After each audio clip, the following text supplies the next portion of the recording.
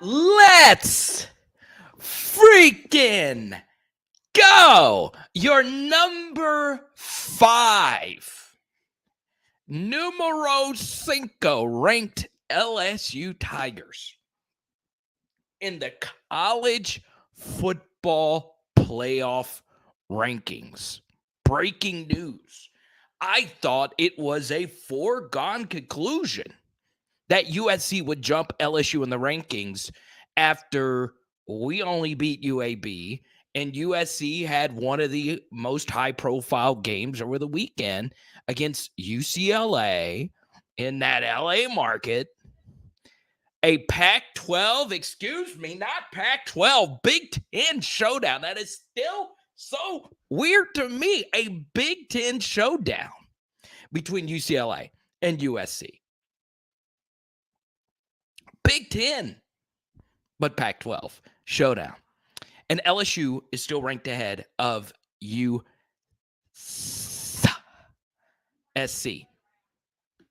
But the story of this past weekend wasn't USC as in Southern California. The story this weekend was who? Not the USC of Southern California. Someone in the chat right now, let me know what the story was this weekend. What's up, Jared? What's up, Laura? What's up, the Master Blaster? John Sibley Butler. Brian, what's good? If this is your first time watching me, this is how crazy I normally am to start off a live stream, but it all simmers down. I'm telling you right now, if this just happens to be the first time you're watching this tonight, you better catch me live. You better catch me live because PHL is only going up, man. PHL is only going up. In the words of Snow Like John, the famous Hold the Mayo himself, we are on them beans. We're on the way up. Nothing can stop me. We're all the way up to number 5. Tell them, Chris. Tell them, Chris. My chair is broken. Could be that I just ate 5 pounds of barbecue chicken and I'm just sinking down. It could be that Satan is trying to bring me down. For what I have said about Tennessee fans. Now, before I continue, my diehard PHLers know about my SEC channel, Power Hour SEC. We're approaching 1,000 subscribers there, okay? You guys know I picked Tennessee to win the East. I believed in Tennessee before even Tennessee fans believed in Tennessee. Now, they didn't end up winning the East, but I thought that they would be as good as they've been this year. And there was a huge chunk of me last week that said, look, Tennessee does have one fewer loss than us. Tennessee did beat the bejesus out of us in our sacred ground called Death Valley. They did all they did that. Okay, they did it. And there was a piece of me that said, look, if Tennessee wins out, they deserve to get in over LSU. Okay? They deserve it. Even if LSU would have won out, I've been like, look, they beat us head-to-head. They have one fewer loss than us. They got a super good offense. But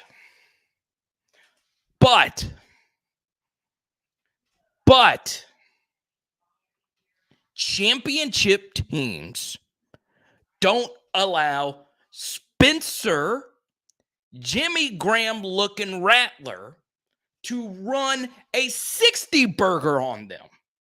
You don't deserve to go to the playoff if Spencer Rattler runs up a 60 burger on you. You don't deserve to go to the playoff if your team's best players are allegedly altercating. Okay? I am sick of this. Tennessee fans, stop it. It's done. It's over. Well, we had the same amount of losses as LSU, and we beat LSU and Bama, and they're both in the top 10, and it's over. It's over, Tennessee fans. You choked. I hate to say it. You choked. You choked. You choked. You choked. I hate it. Look, I've been to Knoxville. I've met Coach Fulmer. I have nothing against Tennessee. Nothing. But on Power Hour SEC, I did have one video go viral. It was me pointing out a missed call from the Tennessee Bama game. They all started calling me Alabama fans. They all started calling me hateful names. They all kept telling me, "You're not going to make it. You suck." No, you suck, Tennessee. You suck. All you had to do was beat South Carolina and Vanderbilt. That's it. That's it. That's all we were asking you to do. That's all we were asking you to do. Beat South Carolina, beat Vanderbilt. I know both of the games were on the road. And if anyone will tell you that going on the road in the SEC is tough, it's me. Okay? But you choked. You choked. Beat Spencer Rattler, beat Vanderbilt. That's all you had to do. Aaron, what's good? Mark, what's good? William, I'm only speaking facts. I've had it up to here. I'm telling you. Now, Southern California, who only has one loss, has probably the best quarterback in the sport, has a really good coach. Do they win out? Do they deserve to get in over us? Yes. Yes. USC deserves to get in over us if they win out. If they beat Notre Dame, who's a good team, yes, you should be pulling for the Fighting Irish. I know LSU fans, it's tough to admit this. Okay? It's tough to admit this. Now, I want to lift up my brother William, one of my really good friends from North Carolina. That man works his tail off. He's not able to make a lot of live streams. Got to talk to him privately. He's one of our many PHL patrons. William and my brother, man, good to meet you. I can't wait to have some North Carolina barbecue with them. Okay? The Davo clip about them going to flip burgers. Was so good. Flipping burgers. I love it. What's up, Aaron? Y'all can tell I'm in a good mood. My Tigers are number 5 overall. I'm not sure if we deserve to be over USC. I'll tell you that. And I'm not sure in my heart of hearts if I feel comfortable with LSU jumping USC and TCU, a one-loss and potentially undefeated Big 12 champion. I'm not sure if that is right. But guess what? Life ain't fair. It's not fair, especially in college football. This sport has never been fair. It's never been fair. I'm telling you, it's an unfair advantage that we are the only Power 5 school in the state that is home to the Louisianimals, right? The players at LSU chooses to not recruit, goes to other schools, and becomes their best players and have long careers in the NFL. I'm telling you, there's a lot of things that are unfair in life. I'm going to be honest. If LSU jumps TCU or USC, if we win out, it's highly unlikely we do. Texas A&M, they're going to be up to play their final game, and then they'll be flipping burgers with Tennessee here in a few weeks. And obviously Georgia, they're going to be heavily favored. Georgia's probably going to be favored. I'm going to guess the line is going to be around 13.5, if not more. Okay. Probably not going to win it. But if we do, I'm not sure if we deserve to get in over TCU and we deserve to get in over USC. I understand I'll lose subscribers for that. That's perfectly fine. I have a tough time talking to myself saying, hey, we deserve it over undefeated TCU. Let's go to Ed, our first super chat. Thank you so much, Ed. I really appreciate it. Yep. That's a good one, Gerard. I've never gotten the correct pronunciation of your name. Is it Jared or Gerard? Good to see you again, JG. Ed, you get to pick the first topic tonight. Thank you so much. Let's go to Rick. Strength of schedule must be considered. Would USC have one loss if they played in the SEC? I would think that they would have more than one. I do. I've seen them play a few times. They're not that great. They really aren't. They have Caleb Williams. They have Jordan Addison. They did lose Travis Dye. Their skill guys are amazing. I'd be the first to tell you. Their skill guys are amongst the best in college football. I don't trust their defense at all. I don't trust their defense in the least bit. Okay. So, Gerard. Okay, there we go. So, look, we're going to get to a lot tonight. You also see the thumbnail of tonight's video is Noah CAIN, right? I want to talk about culture, right? Where are all the people who picked us fifth in the West? You want to know where I had LSU? I had them third in the West. I did. I did have the Texas A&M collapse. I did have Auburn under their win total. We'll see. They might actually match it if they beat Alabama this weekend. I had Alabama losing a game but winning the West. I had LSU behind Ole Miss in the division. I did. But, Brian Kelly. That's all there is to it. And look, I'd be the first to tell you that early on in the season, we had some luck, right? Auburn's offense just outplayed us really badly, but our defense got the big explosive plays when they mattered the most. We got the fumble recovery tutty. We had Harold Perkins. We had Greg Brooks making big plays. Got very lucky to beat Mississippi State. Got, the muff punt to go in our way, and we never looked back. There was a lot of things that went our way this year. We didn't have to play KJ Jefferson. I mean, did y'all see this guy this past weekend? You guys know I got a man crush on KJ Jefferson. That dude is so freaking good at college football. And actually, if you go look at his QBRs are never below 75.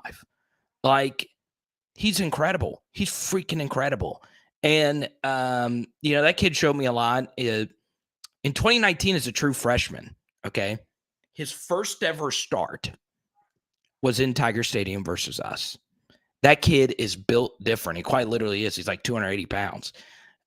He's so good. And I'm really glad he did not play us a few weeks ago because we would have probably not won the game. But we had some lucky breaks go our way. I'd be the first to tell you that, Lucky Logan. But it's better to be lucky than good, famous British soccer announcer Andy Gray once said. And we have had plenty of good luck go our way, but we've made our own luck as well, right? And the reason why I'm using luck is because your name is Lucky Logan, RSX. You've had many names on here. You're wearing the PHL shirt. And by the way, this card was given to me today by PHL viewer Mike, and I'm giving it out tonight. Joe Burrow rookie card to the first person that gets a PHL shirt. This is going to you.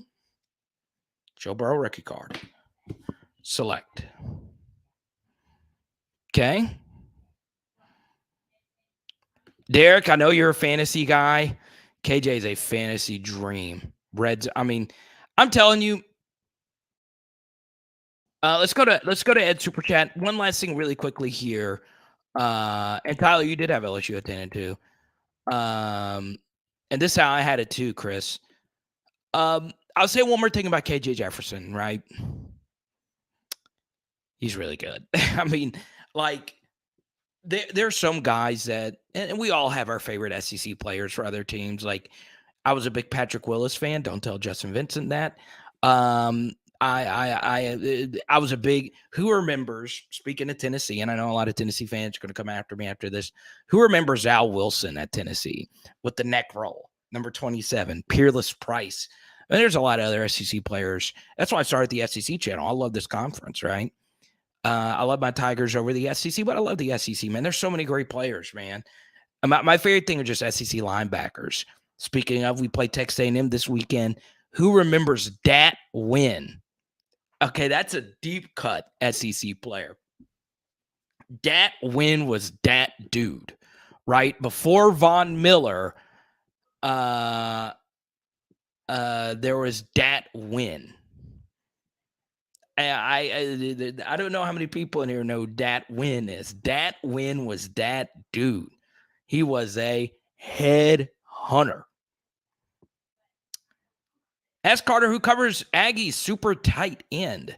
So I'm going to make the same admission I made last Tuesday. I've not done a deep dive into Texas A&M football just yet. I normally do that for Wednesday. So normally I have my days regimented. Normally Tuesday I'm doing a review of pretty much everything that happened over the past weekend and look at some recruiting stuff, but it isn't until Wednesday I start looking deep into Texas A&M. I'm guessing the super tight end you're talking about is Green. They're true freshman. Not Jake Johnson, who was committed to LSU for a long time, but went with his brother Max to Texas A&M. That's a good question, right? And Ed brings that up because obviously the tight ends are only going to get better from here, right? Because we play Georgia, who's arguably got the best collection of tight ends we've ever seen in the sport, right? Those mid 2000 Miami teams had Jeremy Shockey, Kellen Winslow, and all those guys. Greg Olson as well. But yeah, I think Ed is going to be a collaborative effort. But the one thing that UAB did a good job of, and why Jaden Daniels' performance was so good, is you guys saw it. UAB schemed up some good stuff. Their quarterback just fell apart. He missed some throws on us. But one thing that they did have, like Brian Kelly brought up, in the postgame, was they did have the tight end open quite a bit in the flats. So, is Texas A&M going to take advantage of that? Probably not, because Jimbo Fisher is our OC, and he is the worst play caller in the conference by a wide margin. It's tough, Ed. It's really, really, really tough. So I'm going to say Baskerville will. Obviously, Perk will be a part of it, but we want him rushing the passer as much as we possibly can get him. So, for me, it's going to be a team effort, like a lot of our defensive efforts have been this year. The good thing is it's not like, hey, we have Patrick Peterson, let's put him on Julio Jones, right? It mixes. There's a mix of who guards who. So we'll see. Let's go to Dat Win. The real ones remember Dat Win. God, I just love SEC linebackers, right? Of course, we've had our fair share. We've had Brady James, Kelvin Shepard, obviously, the guy from North Louisiana, DW45, baby, was a beast. LSU and USC both went out. Who's in? It's going to be USC. USC would get in before us. Some of it is the side of the helmet. Some of it is the LA market. If you're in the committee's room, you want USC in there very, very, very badly, right? I also think America, in many ways, the national media would die to have USC in for a few reasons. Number one, it's the LA market that doesn't care anything about college football, but it is the LA market. And number two, it's a high-profile coach and a high-profile quarterback prospect. Definitely the best since Trevor, right? I think Caleb Williams, when it's all said and done, will have a higher draft grade than anyone in this class. So, I think for me, I think USC gets in over us, even though the playoff rankings look like as followed. So this is what I think would happen, Tyler. I do think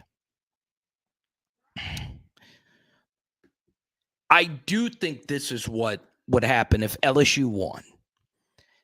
If LSU beat Georgia, they would go in to the college football playoff ranked number 4, okay? Georgia, who they just beat, would be number 3, okay? Number 2 would be USC, and number 1 would be Ohio State or Michigan, whichever one wins out in the Big Ten. And that's not a foregone conclusion. Both Ohio State and Michigan this past weekend looked very beatable, more so Michigan than Ohio State. But it's one of those things that it's obviously going to play out. But I do think undefeated TCU would be the ones left out. That would be extremely messed up for a lot of people.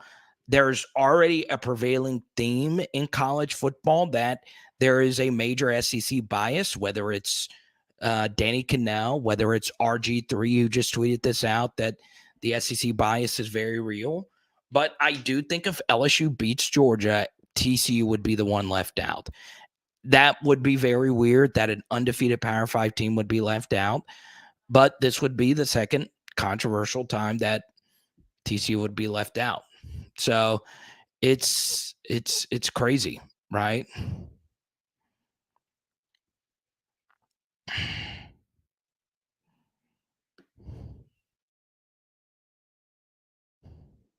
I agree USC gets in, but they get boat race. Lee, I love you as well, man. There you go. You know what would make you you know what would make me really love you? You get a PHL shirt and you get a Joe Burrow rookie card right here.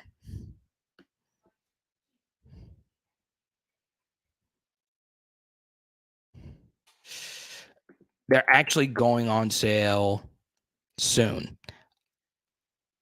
They should be on sale for a Black Friday deal, which will be announced tomorrow. So I'm glad you brought that up. We do have new hoodies. I obviously printed a sample.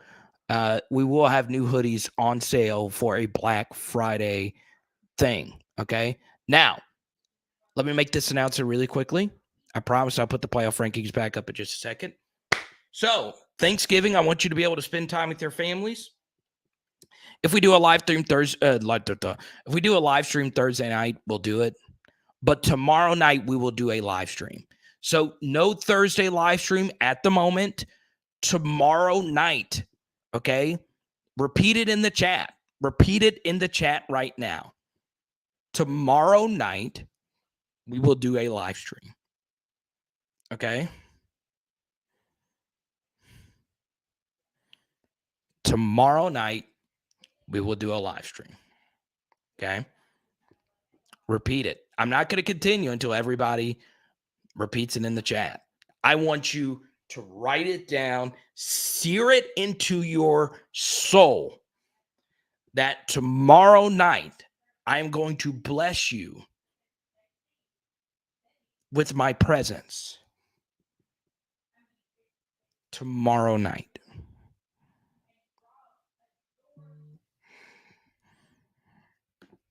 Hump day.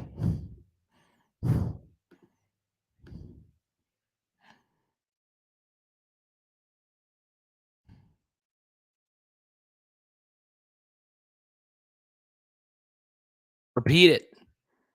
Be in the chat.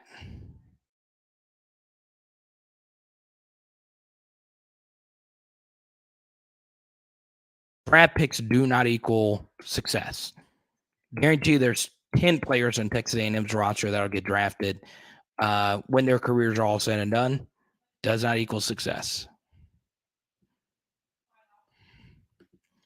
This is why we need to go back to the bowl system. You cannot have a playoff of college football. Too many teams vote after the bowl games. We are voting anyway. Okay.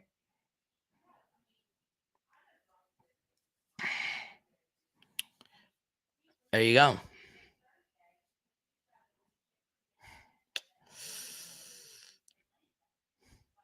Type Y for yes, type N for no.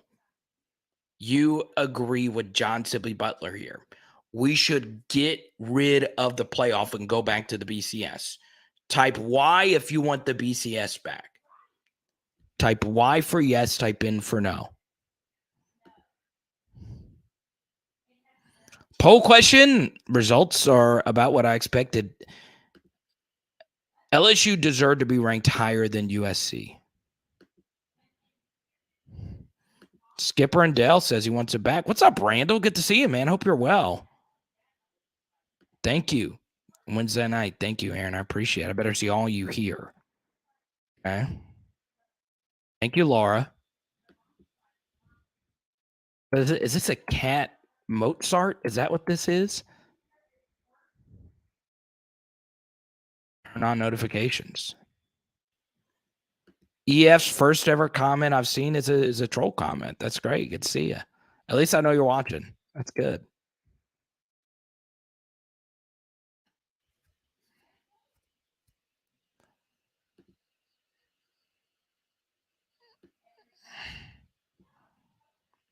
To the bowl system. Okay, so not the BCS.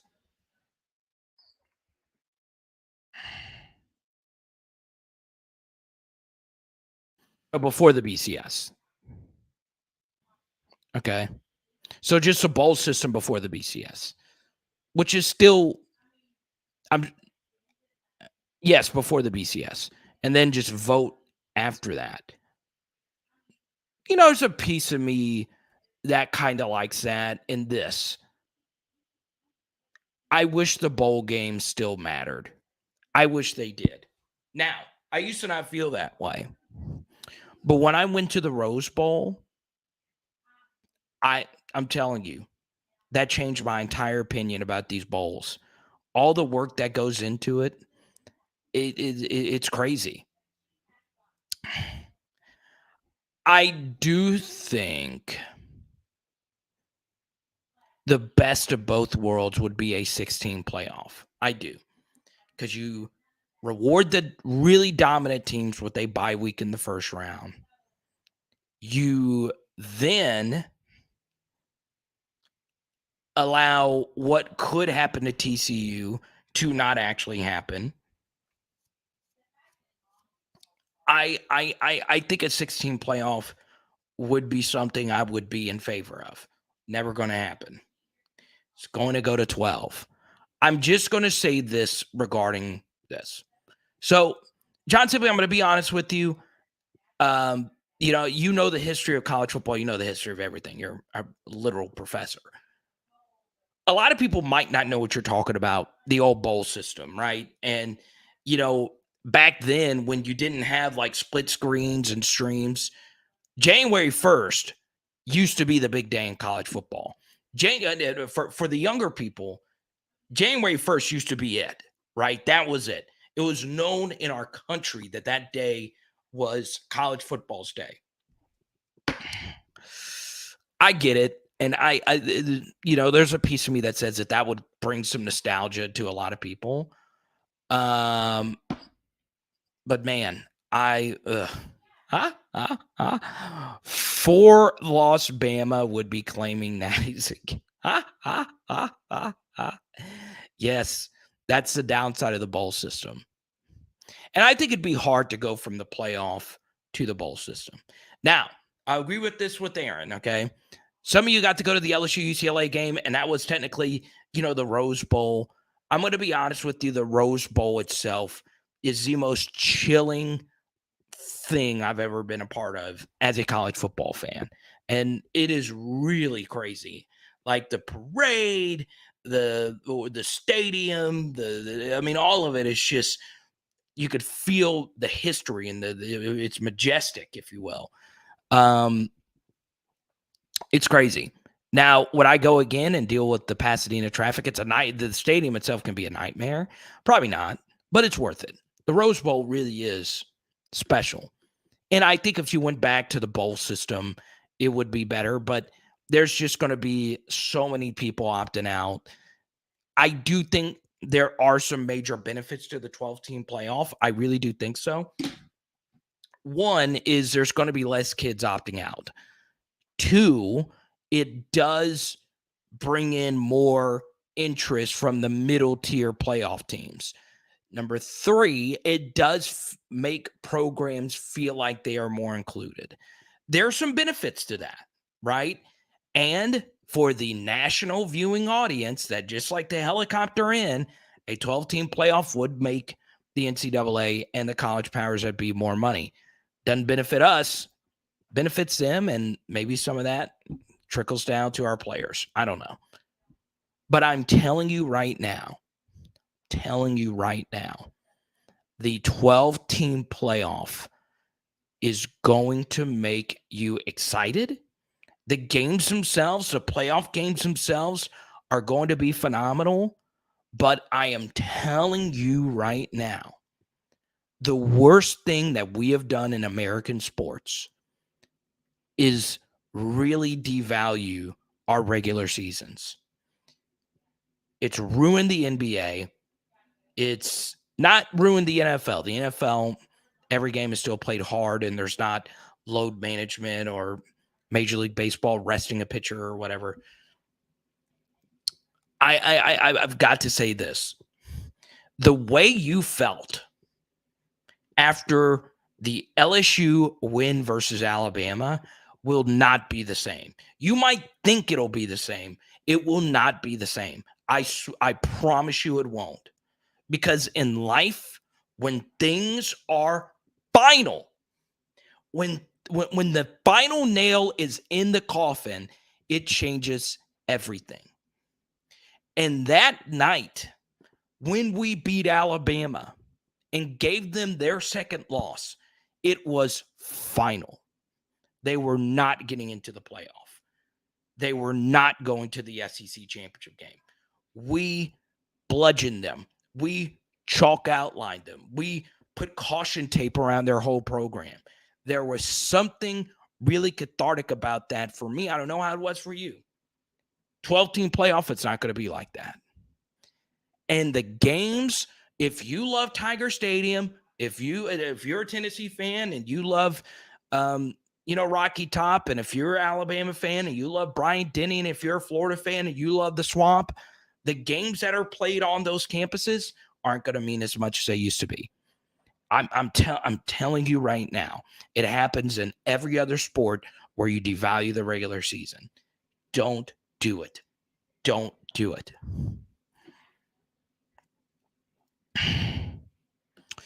Okay. I know, and I knew this was coming. Get off my lawn. Get off my lawn. Let me ask you this, Emperor Pal. Tell me this. Recently, earlier this week, okay, and I promise I'll get right back into college football, but let me share something that really bothered me, okay? And and I promise you guys give me 2 minutes on this. I promise I'll get back into college football. But I'm going to share something that bothered me as a Pelicans fan. We beat the Warriors by 50 the other night. 50. It was like 50-something. We beat them down. But the Warriors rested all their guys. They played Jordan Poole. That's it. And they did that for the second time. They played in New Orleans twice. Steph Curry didn't play either time. The Warriors are below 500. And they considered resting their starters and getting beat by 40 an optimal decision, because they know they got plenty of time to rest up and make a push to get into the playoffs. Well, what about home court advantage? They won't have home court advantage. Who gives a flip? The Warriors have won one road game in every playoff series, I think in like 20 straight series or something like that. You can't tell me that resting starters in any situation is a good thing. You don't want that to happen. And it could. It could. It very well could. And you might not think, but it could. I don't want that. I don't want that.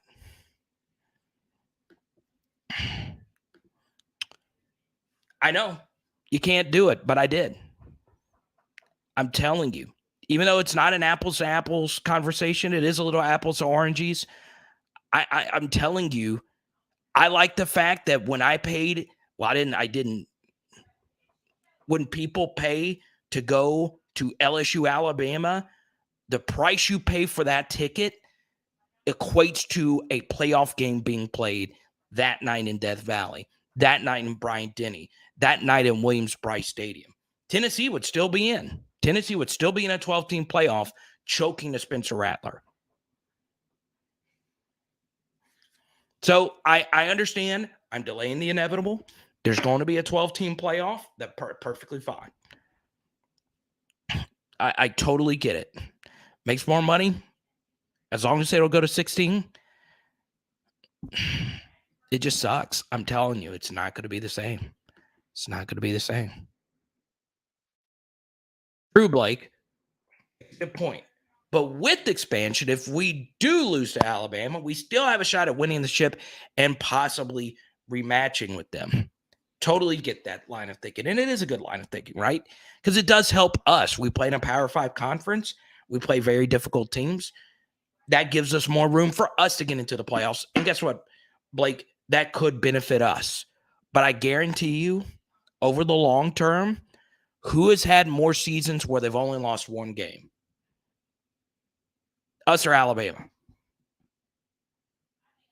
Who's had more seasons where they've only lost one game? Us or Ohio State? Us or Georgia? Who has more season where they only lost 2 games? Us or them? Exactly. I'd rather beat them in the regular season. I would. I'm telling you. I'm not saying the 12-team playoff won't be awesome. I'm going to enjoy it because I love the sport and I love you guys and I love this college football community. Professional sports fans don't quite get it. I'm going to be honest. When I talk to my friends that live in New York, DC, LA, they don't quite get college football. Wait, you tell me that there's a thing called recruiting and they don't quite get it. They really don't. They only know the NFL. It's a weird thing. I just like the fact that every time I walk into a college football stadium, if you lose that game, it is huge on your playoff chances. Huge.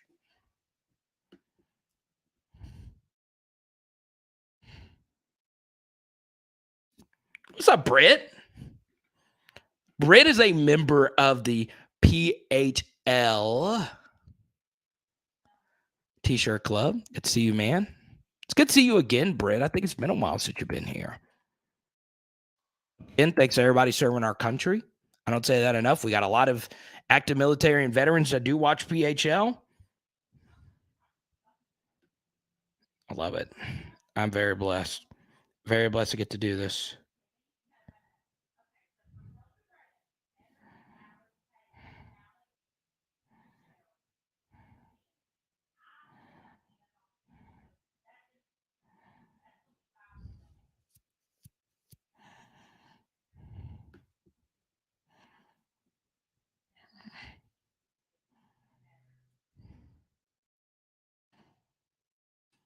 Remember when Bama could not win a game? Florida, Tennessee, and LSU were the big dogs. Bama's the new Florida, and it might be LSU in the future. The way we're going, hey, could happen. Colin Hurley, Ricky Collins, Walker Howard, lots of good young quarterbacks, and more importantly, arguably, lots of good young offensive linemen. You need 5 of those guys. You only need 1 quarterback. Okay. And once again, we got a bunch of people floating in. We got up to 150-ish. We're at the 130. Good to see you. If you are new, please like, subscribe, ring the bell. We'll get into some more LSU stuff. I want to talk a little bit here about Noah CAIN, right? But if you want to keep the playoff discussion going, feel free to super chat. Helps pay my rent. Helps pay. It may not sound like it. My dentist did a really good job today. I did have a dental surgery earlier today. Those could get very expensive. So there you go. Super chat, whatever. Once again, next person that joins the PHL T-shirt club, you are getting a Joe Burrow rookie card right there. If you already have one, get you another shirt.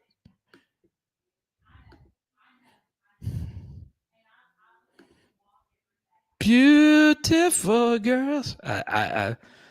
That's a bad joke. If you read his name, you got the who remembers Sean Kingston?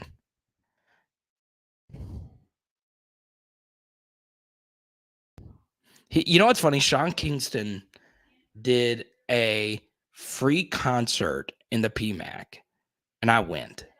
It was Sean Kingston and Gavin DeGraw, the guy that sang, "I'm in love with a girl. I'm in love with huh? Someone understand me." Why am I doing the microphone thing if I got a microphone here? It would have been better if I would have just taken the microphone. Someone understand me. Let's talk about Noah CAIN. Okay.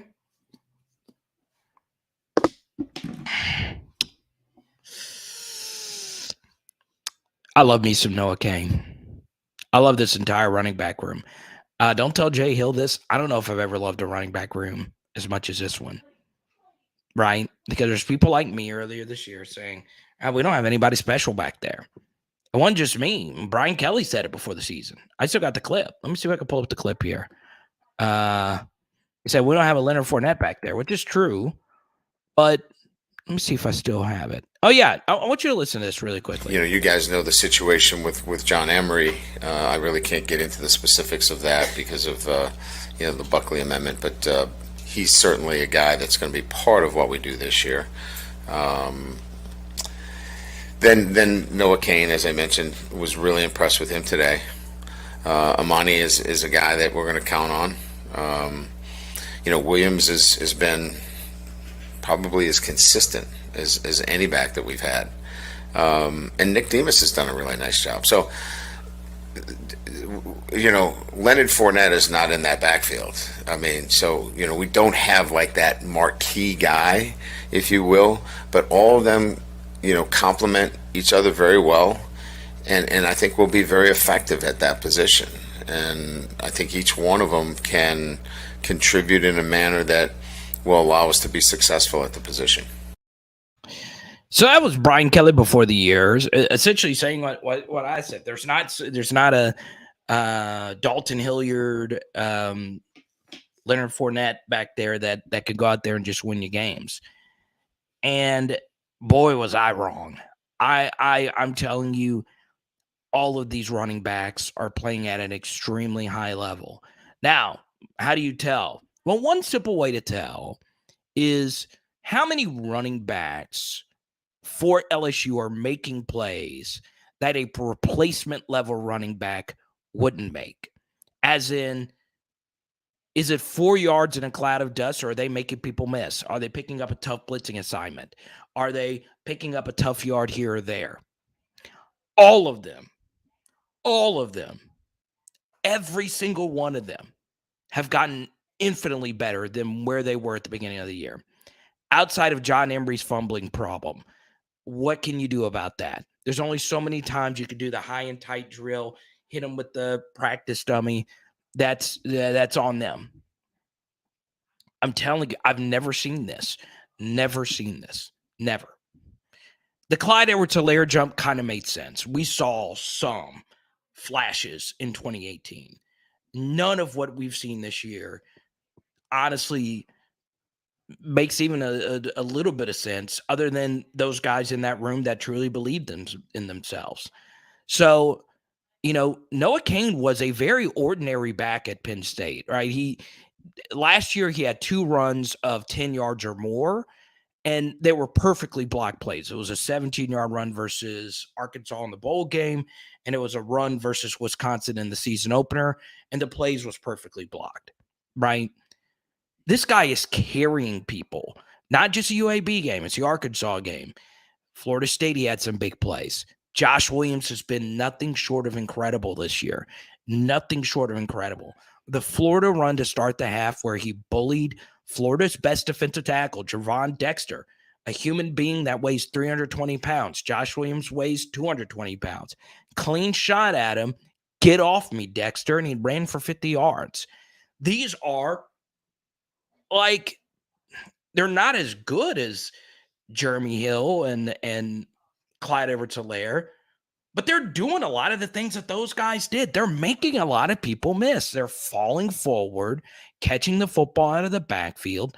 There's a 3rd and 5 that Noah CAIN completed on a throw this past weekend. Wet ball. It was thrown low, checked down. Jaden hit him, and he made a guy miss and fell forward for the first down. None of these guys ever gave up. None of these guys ever pouted. None of these guys just said, hey, I'm quitting. I'm entering the portal. All these guys have buckled up their chin straps and gotten after it. And Noah CAIN, Josh Williams, and John's played well outside of the fumbles. Give those 3 a lot of credit.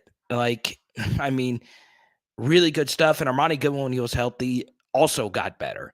He started breaking some tackles. He started breaking off some long runs. And now we have a little bit of a wild card in here. And as Max brings up here, Frank Wilson now has a safety who is a running back of the future for us in Derek Davis. Brian Kelly is rewarding Derek Davis with a red shirt to preserve his eligibility. I don't know if it's The scheme, I don't know if it's just luck that all of these things happen, because you rarely see every player turn a 180 degree. And look, those guys were decent players when they came in. Little did anyone know that all of them would be so much better than what they were at the beginning of the year. Honestly, most of the credit does go to Frank Wilson. He is the running backs coach. And Frank's the best running back coach ever at LSU.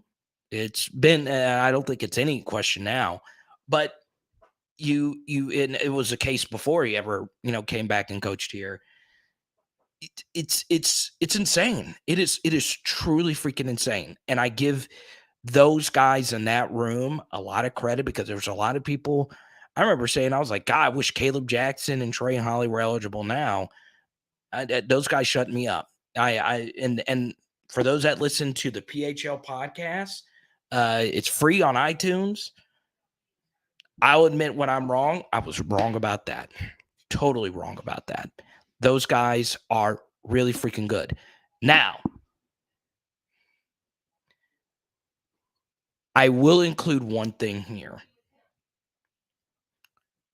Prove it these next few weeks. Texas A&M sucks.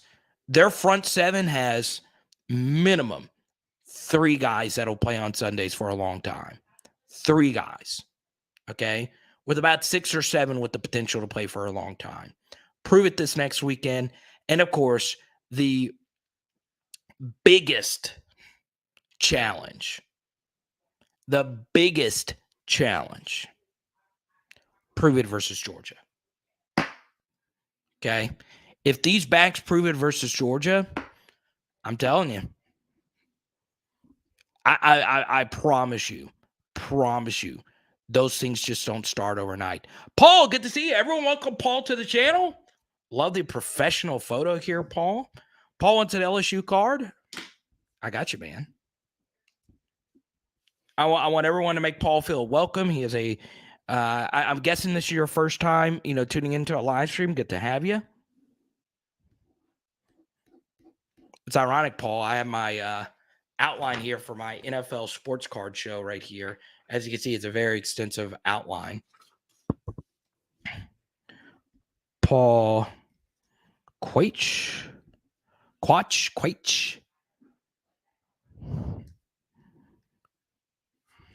Paul, here's one of my good buddies, Tony and the old vet. Big Al's been with me, honestly, longer than anyone. Jared and Big Al came in around the same time when I had less than 1,000. So, yeah. Paul, if you have Instagram or Twitter, shoot me a message, Power Hour LSU. And I'll get you hooked up, man, with an LSU card. How about that? I'll hook you up with a few LSU cards. Okay. But Paul, you get to pick the next topic. You Super Chatty get to pick the next topic. Max wanted to talk a little bit about Frank Wilson. We did that, but we'll continue on. Obviously, a big thing for him is recruiting. What's funny, Max? Bruce. I don't know if Bruce is still in here or not. He's been asking me. He's been asking me a lot of questions about the running back room. Do we need to get another running back? And I think if they truly believe in Derek Davis, and if Derek Davis is truly bought into being a actual running back for LSU, then I guess they don't need to go get another back, right? But as you can see with the injuries, you do need numbers at this position, right? So, yeah.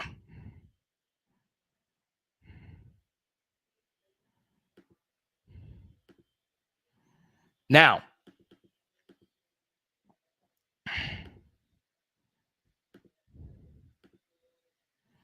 has anyone been getting a lot of crypto spam? I've been getting so much crypto spam.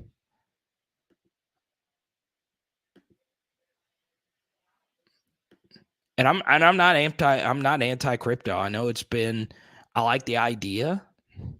But man, it's just like the most spammy thing. Why would anybody want to get cryptocurrencies when John 3x59 is sending you, hey, me and our friends got 3,000 zebra dollars.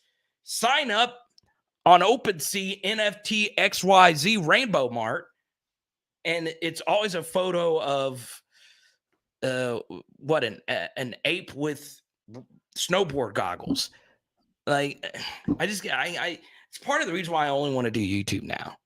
All right, you go on Twitter, Instagram, my inbox is just full. It's not even at least the porn bots gave you a little hope and promise. Heck, give me AOL dial up instead of freaking 59x012 from the future. And I'm not anti-NFT. I'm not anti any of that. Just the spam is too much. It's too much.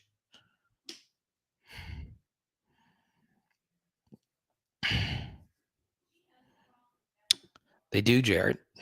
They do. They will.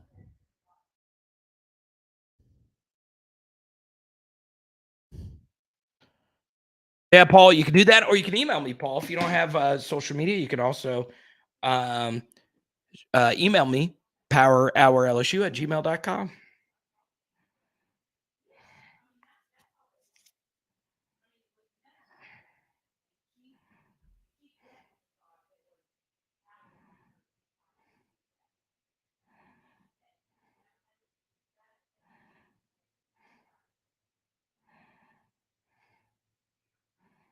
Someone understand me. Like, who would have thought at LSU, hey, let's put on a free concert, and it's going to be co-headliners. Okay, let's put the two most opposite people to ever exist together. Okay, Sean Kingston and what is his name? Gnarls Barkley? Is that no, Gavin DeGraw.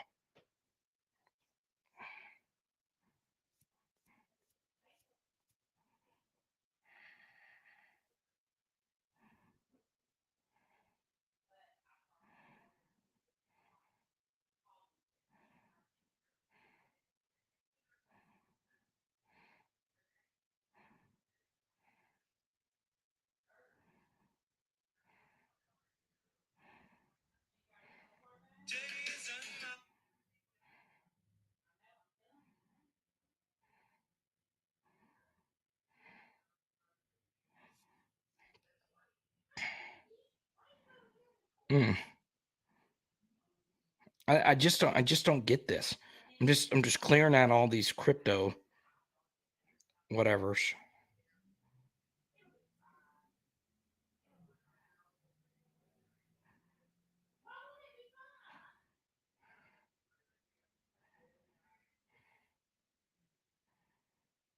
I'm also at Card of the Power if you can find Power Hour LSU as well.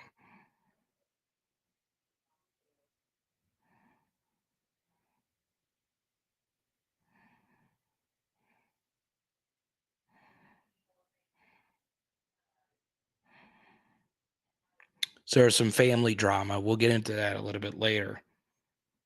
If y'all want me to talk about our family drama, I will happily bring it up. It is the most southern thing you've ever seen in your life. I'm telling you. Where have you been, Branson Cat? What's up? Good to see you too, Rob. He's got a red shirt and possibly move forward. It's going to be interesting, Chris. Like, I wonder if, like, if you're Derek Davis, you have to ask yourself this question: do you go this route? Right? I hope he does. If I was him and I saw that all these running backs got infinitely better, I come back. It's a wide open running back room. Let me see if I can. Okay. Wow. Okay. So, Paul, this is his first time chatting. He's been with me. You were one of my first time subs. So, this is always cool for me. Can I share a few things really quickly? It is funny because, like, if you are watching the chat, it is like you'll see the number of people. There are like 152 people watching, right? And normally it's about like anywhere from 20 to 50 people commenting. So, it used to be when I was in radio, they would tell you, hey, every caller you get, there's 100 listeners. So it's a little bit different on YouTube because you do see more commenters.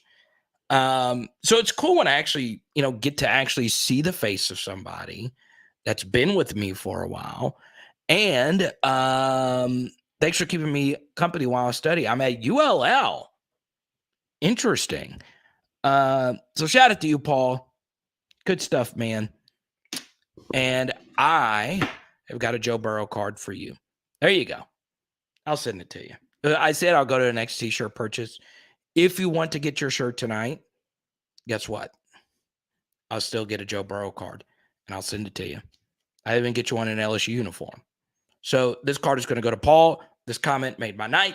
I always like to see when people comment for the first time, but they've been watching for a long time. You hear it all the time in radio. It's Rick and Morty in the morning. Hey, this is Bubba, first time, long time. I know I said Rick and Morty. That's a show, right? Anyway, Paul, it's really cool. I really appreciate you. And thanks for showing the love. And we would want to know, what are you studying? You obviously got the tie. The more I look into it, it looks like there is a white coat. So it looks like you are potentially in the medical field, profession that I know a little bit about. Pretty cool stuff, man.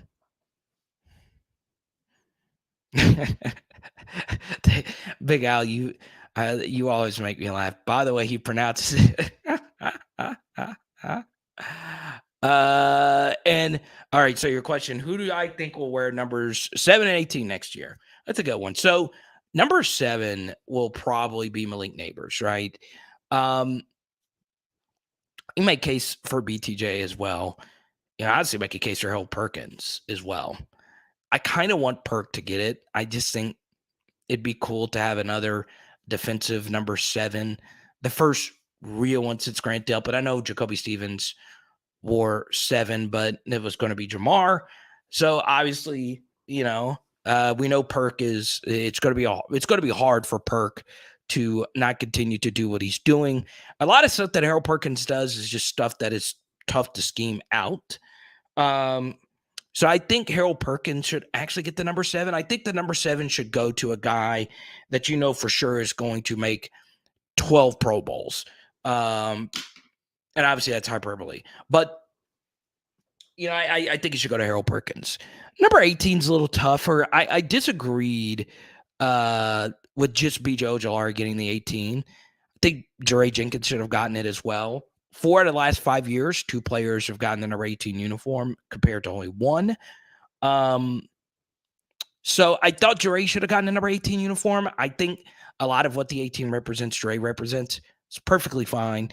We haven't had a lot of famous recent number 10s either. So I was fine with Jeray, keeping his number 10 uniform. We've had some, Joe Adai being one of those. But, I think number 18, obviously Wingo would probably be one of my first picks. I could see Greg Penn getting it, but I think Wingo's going to be your leader in the clubhouse there. I know Brian Kelly did say that he likes the what was it? The 7 or the 18 has to be from Louisiana.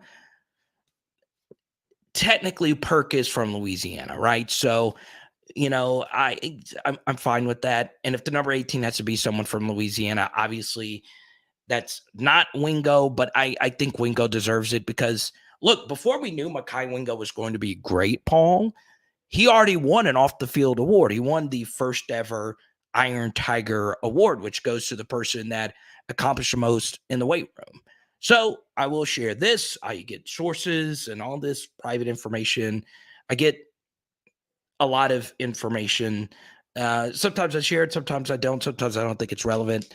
Sometimes I don't think it's worth saying about a kid or whatever. I can assure you that Mekhi Wingo is a dog behind the scenes as far as how hard that young man works. And he's not the biggest. He's not the fastest. He's not the strongest. Mind you, a lot of Benny Logan, one of the other number 18 defensive linemen out there. So I'm perfectly fine with Wingo getting it. Obviously, if Josh Williams comes back, he would probably get it. So once again, Josh Williams also not from Louisiana, he's from Houston. It just depends, right? Lots of really good candidates. Paul, it's a really good question, though. Thank you so much. Right?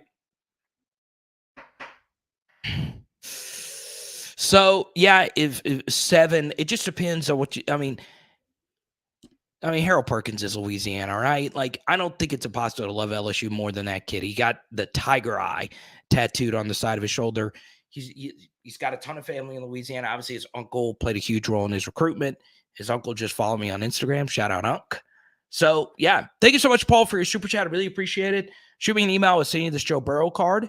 And, when you're studying for your next exam, have this in your pocket. I'm telling you, when I went for surgery today, that's why Mike sent me this card. He knew I was having dental surgery. Mike, one of the diehard PHLers, I took this card with me. It was in my pocket during my surgery today. It goes a long way. You guys think I'm weird? Perfectly fine. I keep LSU cards on me all the time. If Jaden starts getting harassed like he did versus Arkansas, I think it could be another rough game like that. I'm taking the under, but I'm worried, not going to lie. You should be worried, right? Texas A&M has nothing else to play for, right? They have nothing. I also think we'll get a checked out A&M. And I also want to say this, Max, that is, and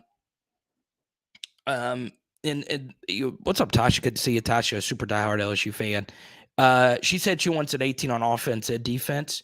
I agree, but I also think if you do that, make sure that you have an 18 on both. Somebody I think that could low-key be an 18 as well next year is Charles Turner. Lloyd Cushenberry was an 18 as a center as well, but they didn't actually wear the number 18. So he had like a little patch on there. But to Max's point, it can get rough, right? Jaden is just going to have to rip it. I mean, that's all there is to it. As you guys saw in the film study, we did start running things that I would run as a play caller, which is deeper crossing patterns. Like, sometimes I do think we overcomplicate some of the things that the Lane Kiffins and the Andy Reeds do. What I think those, and we would consider those two top play caller in college, top play caller in the NFL. They're no less than a top 5 for both of them, okay? What those guys do a good job of is deep crossing routes, intermediate crossing routes. The next thing they do a good job of is showing you the same formations, but running different plays out of them, right? And the former is something we haven't done a whole lot of, but the latter is something Mike Denbrock's done a really good job of, right? Showing similar looks and doing different things with the tight end, doing different things with our motioning of the wide receivers and all of that. But, ultimately, Max, it comes down to your quarterback wanting to rip the son of a gun. If Jaden plays aggressive, we'll be fine versus Texas A&M. We will. Their offense is atrocious. They have a true freshman quarterback who's going up against Harold Perkins. It's very interesting. I did find something very interesting as well today. A stat about Harold Perkins. I won't reveal it here. I'm going to do a video on it this offseason. I'll do this. If I get a $100 super chat tonight, I'll reveal this one stat about Harold Perkins. Since 2013, there's not been an LSU player that's been like Harold Perkins. I was blown away when I saw this. It was crazy. And it partially could explain his greatness. But it's interesting, right? Like, Jaden, part of getting harassed and getting hit is the quarterback not throwing it. And, Jaden does take a lot of sacks. He only had one this past week. And the one sack was on him. He missed Jack over the middle. But he also doesn't take big sacks. Like, he'll eat a sack, And on average, he'll take like a 1 or 2 yard loss, which really isn't a sack, right? It's just like an incompletion. Um, so yeah, if Jaden sees the field, if he doesn't tuck and run, if he doesn't let the crowd noise get to him, he'll be fine. Okay.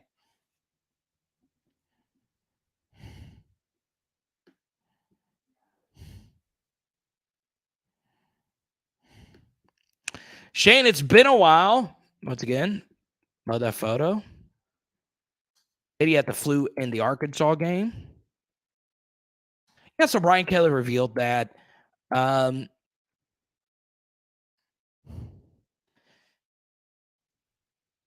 I don't want to, with like the medical stuff. I don't like to get too much into it because it's. I don't know if Jaden even wanted that to be public. But I did reach out about that, and I had heard that. So the thing is, you can't fully excuse the Arkansas game for the flu, though. You just can't, right? Because if that was the case, why did Harold Perkins have the best defensive performance of the season by a wide margin by anybody in the SEC? That didn't while the sickness did affect Jaden, at the same time, you just can't be tentative. And Jaden would tell you that as well. And knowing Jaden, I've never spoken to Jaden. I'll say this a gazillion times. I don't know him. I'd love to meet this man. This guy is everything what you want out of an LSU quarterback. He's what you want out of every quarterback, right? He takes hits, gets back up, and he's one of the toughest, most reliable sons of gun you ever meet. I have gotten to know some people close to Jaden. The president of the JD5 fan club, Legacy, pops in a few times. The one thing I know about Jaden Daniels is, just from speaking to people close to him, is he doesn't like excuses. So he doesn't. I don't think he would like people saying, "Hey, it was a flu. That was a reason why," even though it did affect him. Probably, he doesn't want. He doesn't like excuses. So I think he should as well, Branson Cat. I really, really do. So there you go.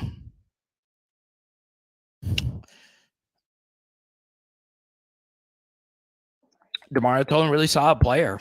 He's a true freshman, and honestly, Shane, the bigger story. I thought DeMario Tolan was going to take Greg Pinn's starting job, and Brian Kelly brought it up after the Arkansas game. Hey, Tolan really started to come on, and then Greg Penn has put together 2 really good games in a row versus UAB and Arkansas, where for 2 games in a row, he was as good, if not better, than Micah Baskerville, who's been our best off-ball linebacker, traditional linebacker this year. So it's amazing what happens when somebody young is on your heels and your playing time is starting to get threatened. You take your game to another level, and I give Greg Penn a lot of credit. But yeah, DeMario Tolan's got a really bright future here.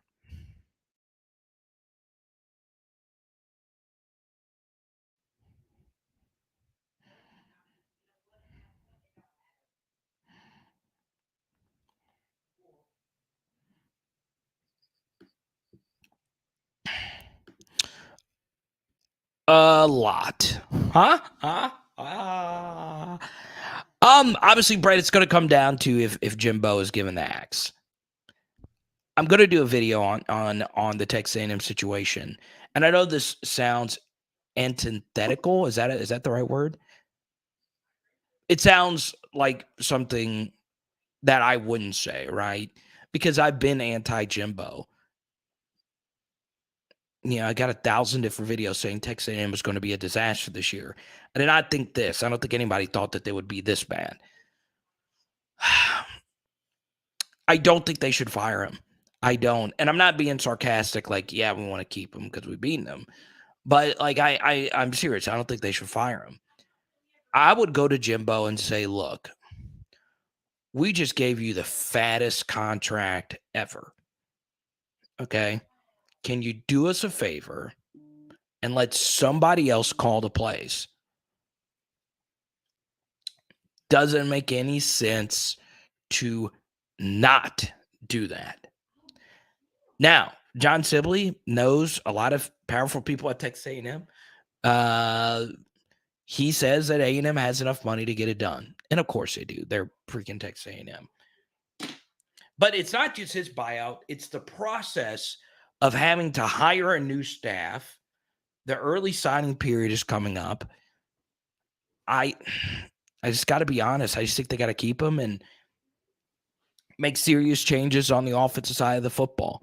So yeah, I think I think they should keep him. I do, and once again, it's not me just doing the hey, I'm just doing this just to do it. No, I'm being serious.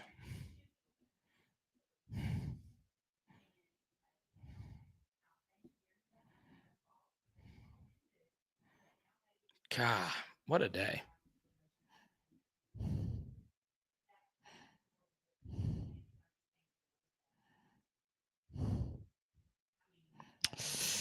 Max, I mean, I'm never. I mean, they got some billionaires, right, that support them.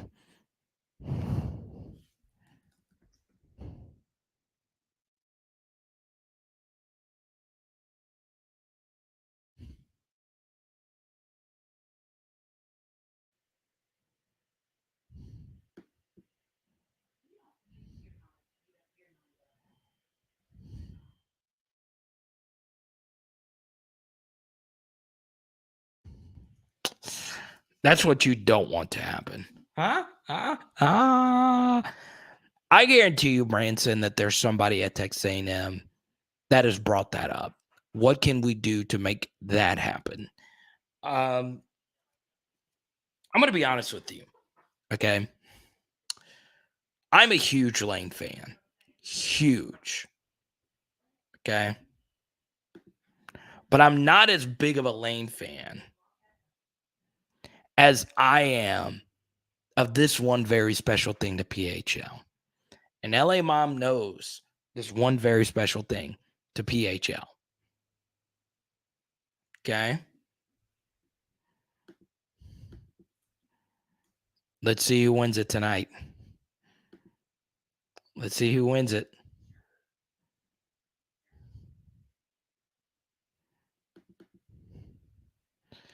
Who's going to win it? Tony is our winner. Before I get into these Lane Kiffin comments, Pressy Collection and PressyCollection.com. Guys and gals, the holiday season is here. What are you doing? Why don't you, for Christmas, Pressure, I know you got that money. Get your loved one, male, female, doesn't matter. Pressy Collection, PressyCollection.com. Presley Collection, PresleyCollection.com. Okay. I'm very proud. Hey is a extension of me, as you should be. All right. You already know what I'm about to show y'all. Bang! It's that easy. And you would be shocked. Looking at you right now. You would be shocked.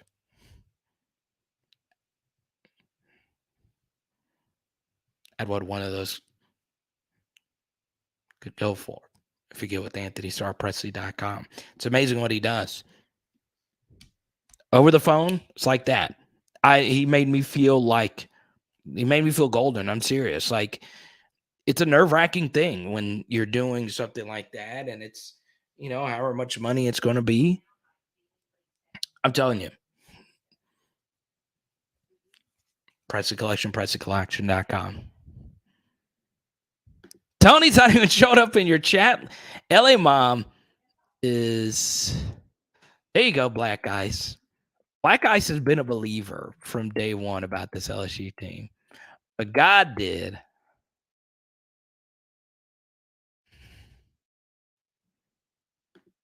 As Rick, I'm just You guys don't.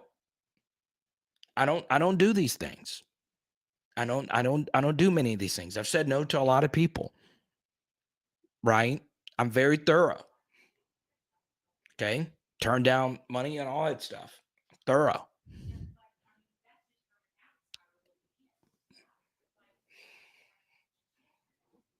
We move along. What's up, Mick? Good to see you. LSU has much better wins than USC. I love this photo for Thanksgiving. The turducken back in the real Mark Ingram with the Saints days. This is the only time I'll put a Mark Ingram photo on PHL.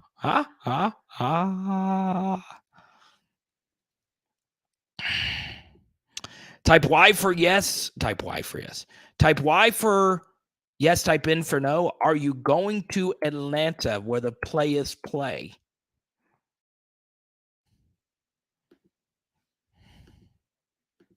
Poll question here.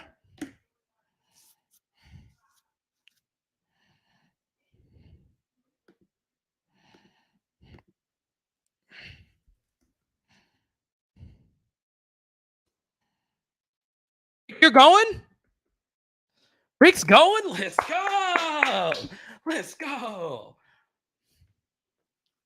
Rick is going.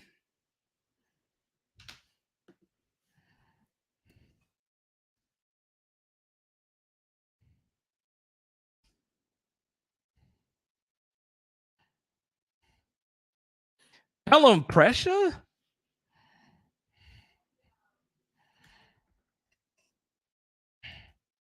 Poll question dedicated to Jared Addison. Sergeant, you're not going? You have tickets? So you're going to the game? You're just tailgating? I ain't worried about you. Thank you so much. Thank you, baby. Thank you. Oh, hey, is it Gigi's house? Oh, she fine. Got my fruity drink. Yes. Got my punch. Welcome to Atlanta where them players play.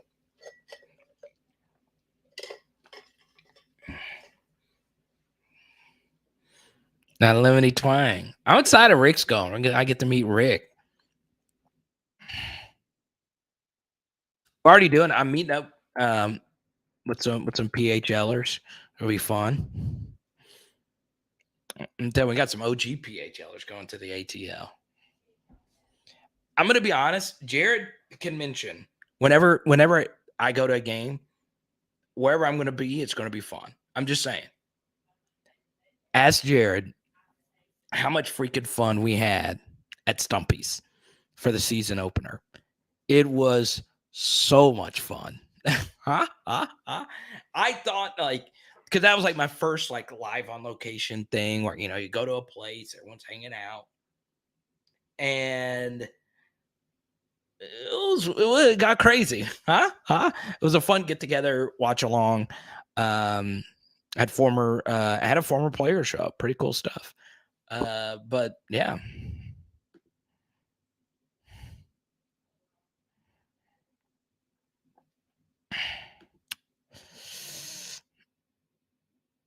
You may go.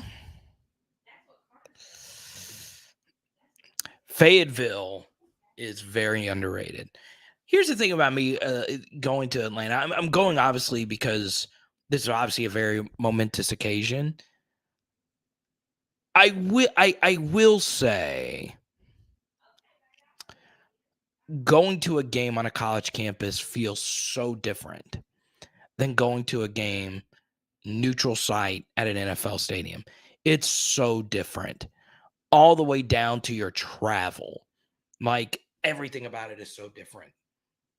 Ultimately, it is just a game. It's the same game on a field of the same dimensions. It's a completely different experience. It really is. So I'm just being honest. I'd rather go to a game on campus. And that's part of the reason why I don't want the playoff to stretch. The games on campus are so special. And, I think about this all the time. Like, what Americans live through in rural America and in smaller towns is different than what happens in bigger cities. And the fact that a game played in Columbia, South Carolina this past weekend changed the entire landscape of the sport is huge. It's absolutely huge. So, it's crazy.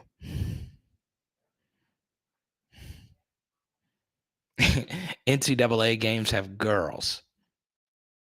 I will say I was shocked at the amount of text I got from people from LSU, some of which I may be watching right now, saying, God, Fables gets some of the most beautiful women. I'm telling you, dude, it's see why a lot of my friends went to school there. Fayetteville, I'm telling you. Now, Walmart Tyson chicken money up there. So once again, we got up to 170. I'm missing a lot of comments. If you want me to go straight to your comment, feel free to super chat, Venmo, Cash App. Don't forget our PHL Patreon. It is a very fun place to be a part of a community that is even more close-knit than what we have here on YouTube, right?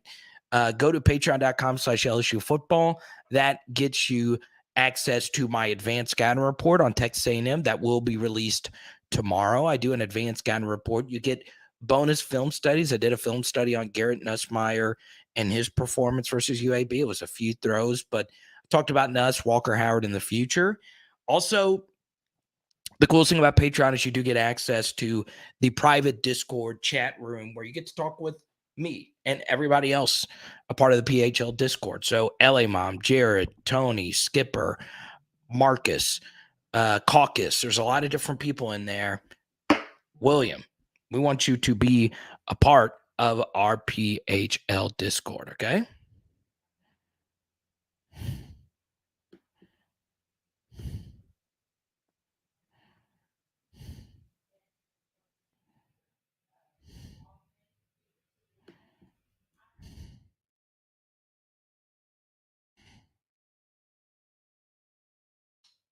Randall, I can't galaxy brain it that much. But here's the thing, Randall, has the Jimbo Fisher thing gone very south? Yeah, it has. But the funny thing about it is Jimbo Fisher did the hardest thing, but didn't do the easier thing. Okay, the hardest thing to do in college football is accumulate the talent. It's the hardest thing, right? Now, did they pay for it? Yeah. But that's the hardest thing. And whether or not you want to admit it, Florida State's recruiting fell off when Jimbo left. A&M's recruiting got better. Okay? So Jimbo is a big reason why the recruiting got better. Some of it was just him. If Jimbo Fisher did not call plays at Texas A&M, they would be fine right now. Would they be like 8-3 good? Would they be 7-4 good? I don't know. But they would have more than just one SEC win. That was one of the flukiest wins I've seen in the SEC in quite some time. So the Jimbo Fisher thing, they did the hardest thing, which is get the talent. It's hard to crack that top echelon of talent. He just couldn't get out of his own way, his ego. Okay. And as Pressure points out, I highly recommend you go read the I highly recommend you read the ESPN story. It's very long about what happened at the end of the Florida State regime. A lot of it was Florida State. A lot of it was Jimbo. It was a good mixture of both. But these things happen where he goes. He is a very talented coach. There's a lot of things he does really well. But things can burn down, right? Let's go to Rick. Y'all join the family. It's a blast. The season has exceeded expectations. Great time to be a Tiger. Once again, Rick is trying to get y'all to join the PHL Patreon. It's very simple. You want to do it. I see so many, beautiful faces in here.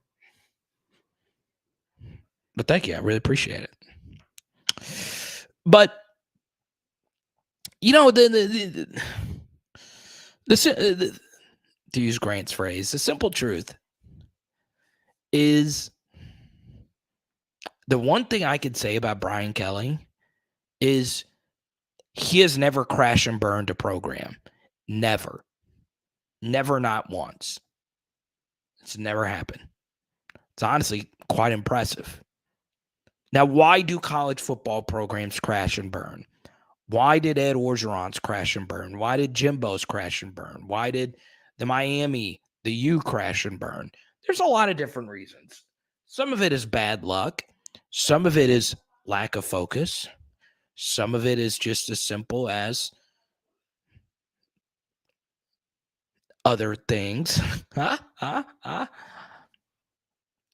Programs crash and burn for a lot of different reasons. It's hard to maintain the level of success anywhere you go. Okay?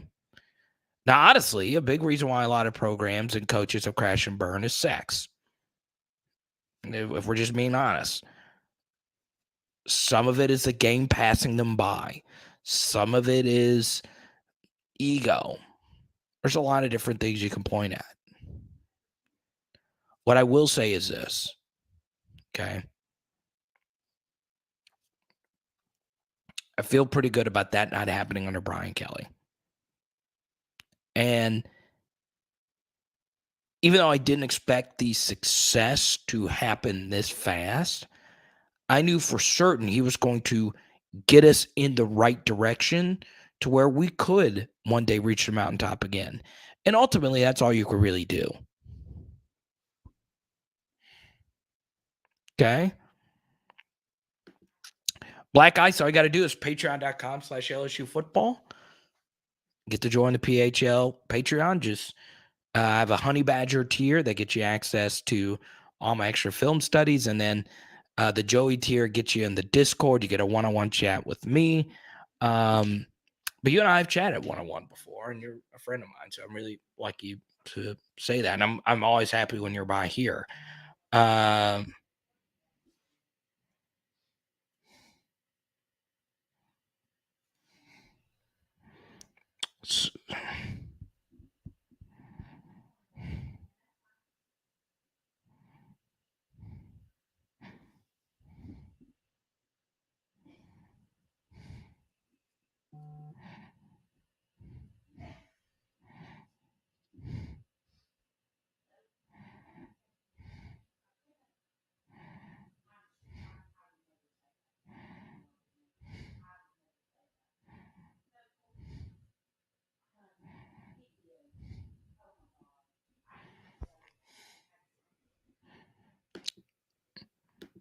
Why aren't the Longhorns back? Well, I'll answer this. So Patreon's ever boring. So really quickly on the Patreon, I am getting a lot of questions about what is a Patreon. It's once again all the bonus film studies. I put a bunch of bonus things in there, resources, advanced scouting reports on the upcoming opponent. When the season ends, I got a lot of recruiting stuff. And what I'm going to do is actually give you how I rank Louisiana prospects, how I rank my board is different than LSU's board. It's different than Texas A&M's board. It's different than the 247 board. So just for reference, last year my board was Harold Perkins number 1, Emory Jones number 2, Will Campbell number 3. That's how I ranked the players that we had coming in. My number 4 player was Walker Howard, but I don't include quarterbacks in there. But those 3 were the only guys that had like really, really, really high grades for me. And really only Harold Perkins and Emory Jones had like year 1 future first round draft pick grades. And Will Campbell was really close to that for me. So I'm going to do that for the 2023 signees and give you the guys that I personally liked at LSU signing and I'll do more recruiting stuff during this off season. Obviously, Chris is in our Discord. He knows all these. He doesn't know the kids personally, but he knows a lot of the stuff that goes on behind the scenes. So we have that in there as well. Lots of recruiting stuff. Even though we don't do much recruiting stuff, I know a lot. There are some people that watch me that are more into recruiting than they are the actual football, which is fine, right? Whatever floats your boat. Recruiting is a very fascinating thing. There's a piece of me that thinks the purest form of football that we have is high school football. So yeah, I will say this. If you are a member of the Patreon, you know that there was one player that in 2023 that I've kind of just been like, wow, this guy just continues to just blow me away. And that's Kyle Parker. I am blown away by this kid every time, I'm looking at his stats, looking at his tape, reading about him. Kid's incredible. Kid is a baller. It's not the biggest. It's not the absolute fastest. But I'm telling you, kid can play. But now let's talk about Texas. Why aren't the Longhorns back? It's a good question.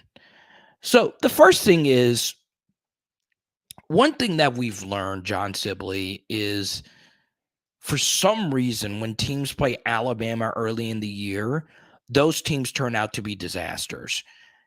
It just always happens. And Texas's season, after we saw them play Alabama, we were like, okay, this team can really make a push for the playoff.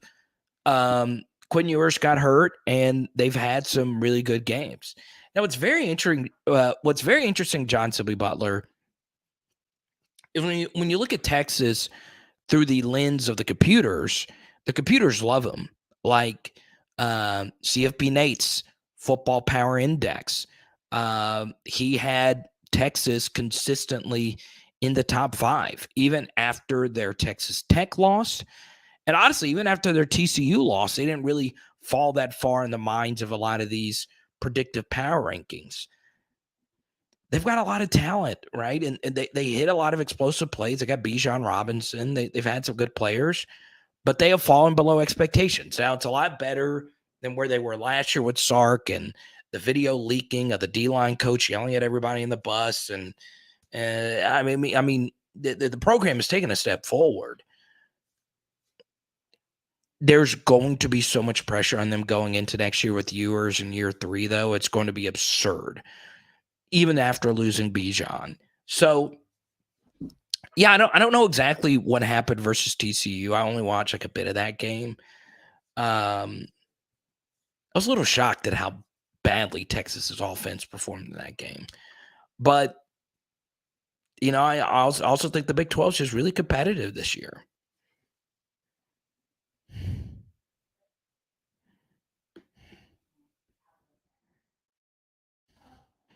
Telling you right now. Kyle Parker is that guy. LA Mom, I'm not going to put that comment on the screen. That was a troll Auburn Twitter account. That was Auburn football with only one L. Okay? So that man would not be Auburn's next coach. So there was a viral post that went around. Everybody's getting their jokes in of who the next coach at Auburn is going to be. One that got around today was Chad Morris, because there was an account that looked official that tweeted out that Chad Morris is going to be the next coach. Okay? Chad Morris is not going to be the next coach. And LA Mom, I love you. You always got to be very skeptical. You will know when the next coach is the next coach of Auburn. It won't come from a local newscaster like the Lane Kiffin rumor yesterday that got leaked, and Lane drug that guy's name through the mud.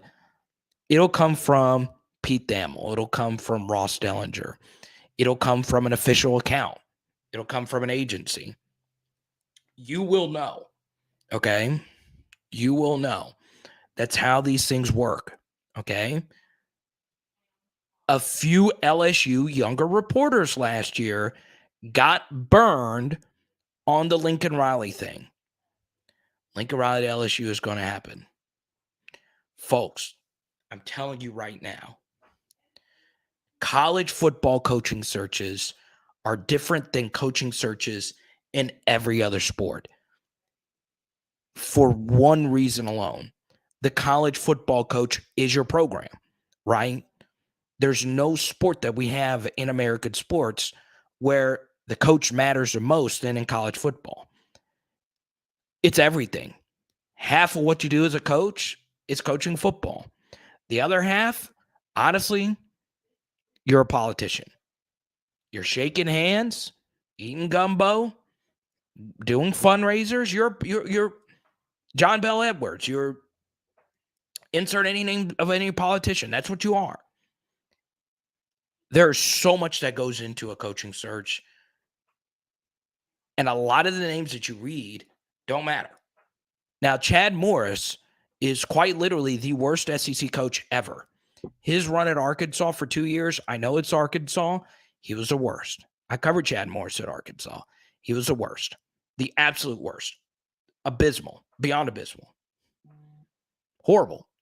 In fact, he had a running back coach from that staff. He's one of the best coaches in the non-Power 5, Jeff Traylor. He had a tight ends coach be the OC for one of the surprise programs at college football, Barry Lunny at Illinois. He had a great staff. His wide receiver coach at South Carolina. He had a great staff. He sucked.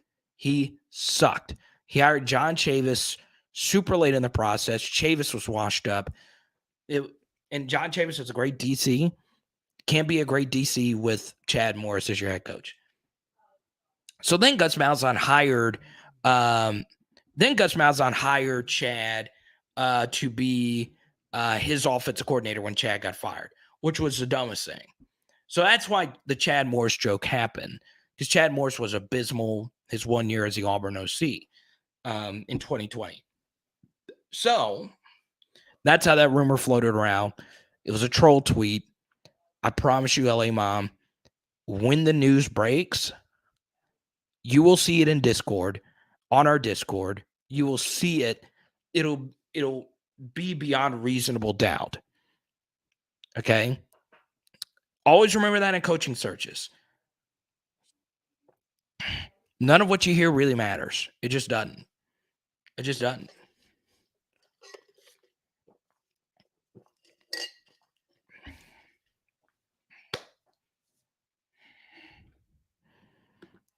Oh yeah, and I wasn't calling you out, but I was just giving you a warning because a lot of people got duped.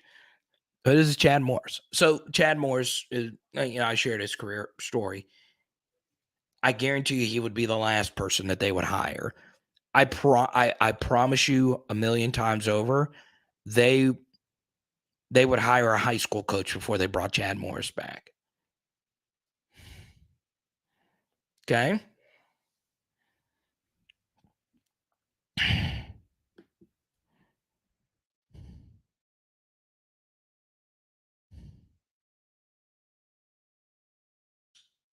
Here's Rick. He works in job recruiting.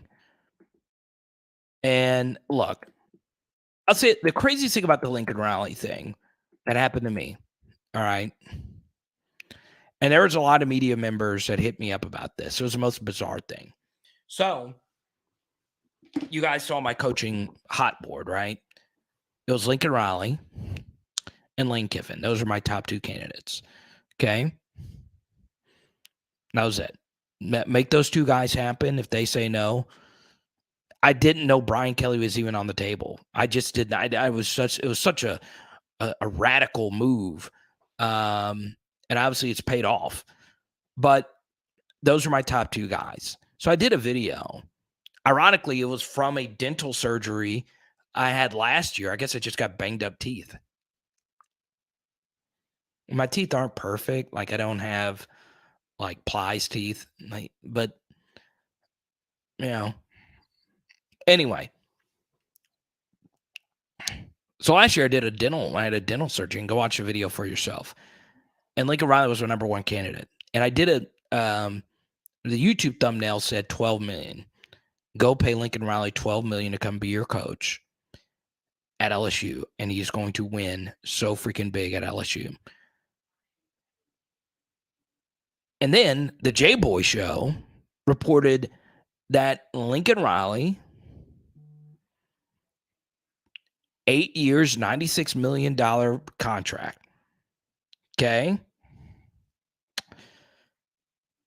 Then a lot of people hitting me up. Hey, Carter, who told you that? Who told you that? Who told you that LSU was going out to this day? I won't say if I knew something or if I didn't when I made the video.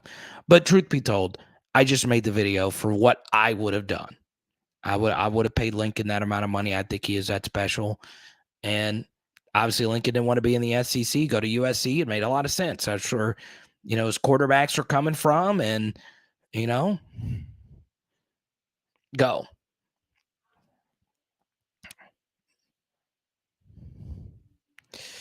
But I'm telling you, do you think I would have any kind of knowledge that you would have? Now, so-and-so had the flu, so-and-so has a pulled hamstring. I might know that from occasion, but I'm telling you right now, coaching searches are so above me, it's insane. It's insane. Okay? I promise you. You think you know something, you don't. Here's another one. Okay? And I made a little joke about it today, if you go to my Twitter account. Lane Kiffin to Arkansas was a very real thing. I've got sources at Arkansas. Had it from someone I trust. Lane to Arkansas. Now, I'm not a scoop master. It's not my thing. I was like, oh, wow. Arkansas's got him somebody. Then someone who is more plugged into Arkansas. Works in law. Okay? Well connected. He's on the Hill. He's smooches the boosters up there. Lane to Arkansas.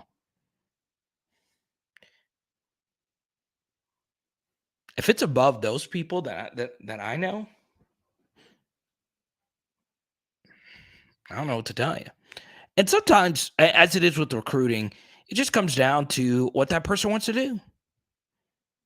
In their gut, they make a last-second gut decision. Okay? How many of you knew a gazillion % Marcus Freeman at LSU was going to happen? A gazillion %.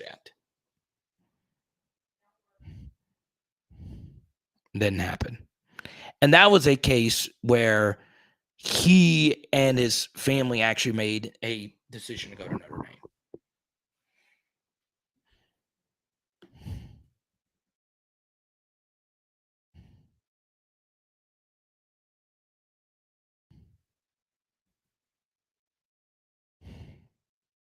A&M will win a championship before LSU. Philip, I've seen your name. Crazy, Philip Mixon. It's funny because Netflix just signed you to a 1-hour stand-up deal because that is the funniest joke I think I've ever seen. DRC, good to see you.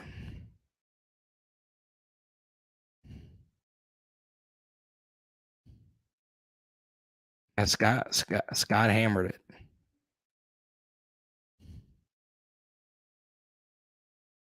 I know I'm not singling you out. I'm just more saying as far as like coaching searches. I'll tell you. I'll give you something else really quickly. Okay. Boom. Thanks, Blake. Carry on, my friend. James, congratulations. I'm glad. I'm guessing this is from your PHL shirt. I'm glad you got your shirt. Threw an extra bonus in there for you.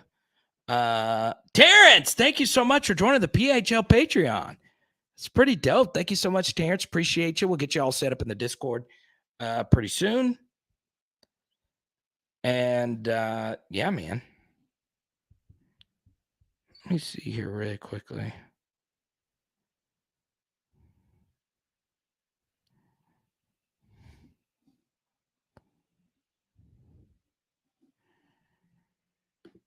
James, it's Carter, not Blake. Is he? I think he's joking. I think he's calling me Blake because I don't know why. I'll say it, Blake's my best buddy. It really is. Like I'm not. I know I go on a show every Monday, and obviously Blake is super talented, but he's honestly just a good friend. Like I talk to him all the time about stuff that's not even football related. But thank you. I appreciate the extra 20 super chat. And I appreciate Terrence joining the PHL Patreon.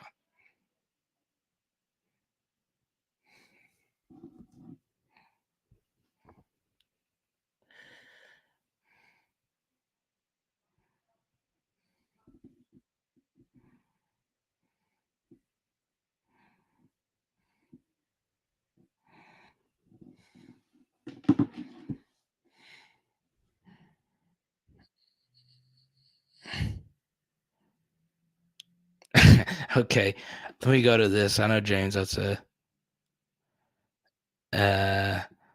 I know James was a good joke, but this is crazy. I gotta ask this question here. Okay, Creek said on this LSU channel. I know Carter is a sweet potato pie expert. Huh? Creek is like, I have searched all over YouTube for a sweet potato pie channel, but you have your efforts have been futile. Has anyone found that sweet potato pies are gone from the stores? Okay. LA Mom, who's an expert at a lot of things, I think it's important, and LA Mom brings up here that you got to go look for them. LA Mom is our Pressy collection expert.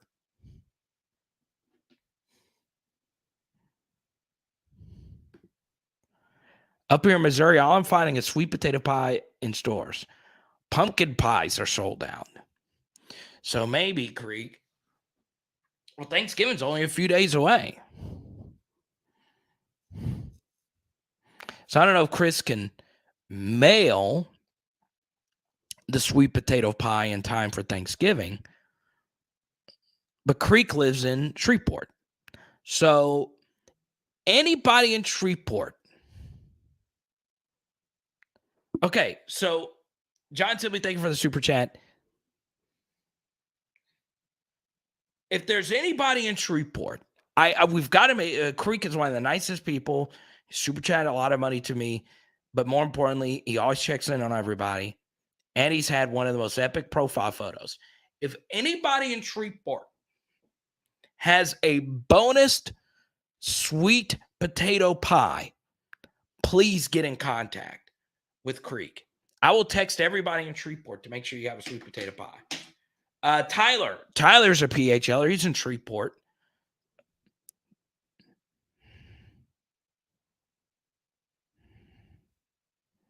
Okay. Let me send Tyler a message.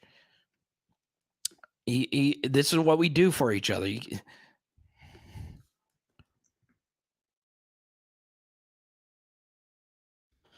We've got to get to the bottom of the sweet potato pie mess. If Creek wants a sweet potato pie, we have got to get him a sweet potato pie. Okay? So if you are in Shreveport, message right the F now, or else I'm blocking you. Message right the freak now.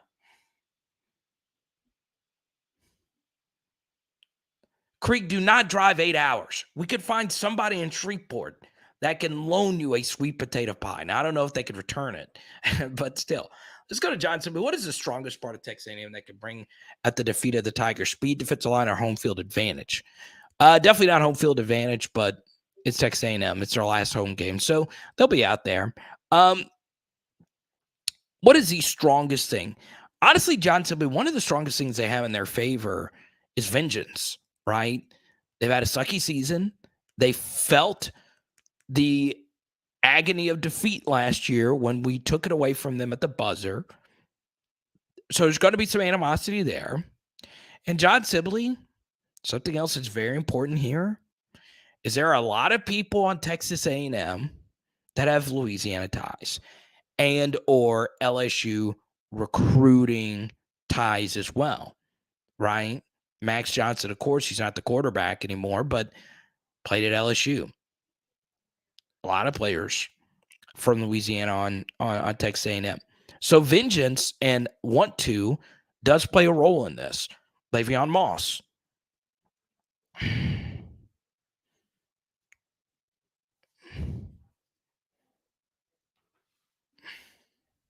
Okay. I gotta oh my God. This is trollage. We got trollage. We got to get to the bottom of this.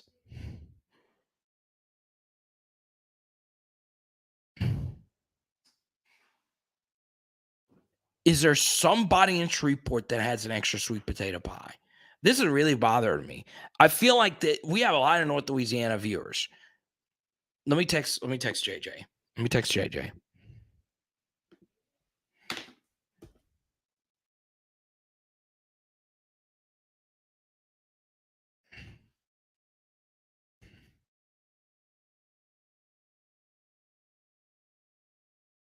JJ got engaged and then he just quit watching the channel.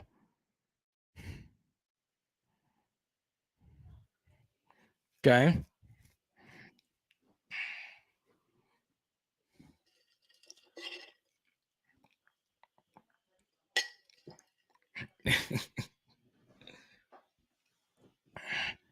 I also think John Sibley, their defense is just good. They've got really good players. 27, their safety, Johnson's a good player. The corners are fine. Edgerrin Cooper is a guy that LSU looked over at linebacker. Jordan Gilbert, their safety, is a guy that LSU looked over. Jacoby Matthews has played a lot. We know his ties to LSU and his friends on LSU's roster. And their defensive line is full of 5 stars. They got really good players there. So yeah, I think I think athleticism is something they do have in their favor. Obviously, we have a lot of athleticism as well. I'm not saying in favor versus us, but while schematically they are very static and stale, they've got athletes. They certainly have that.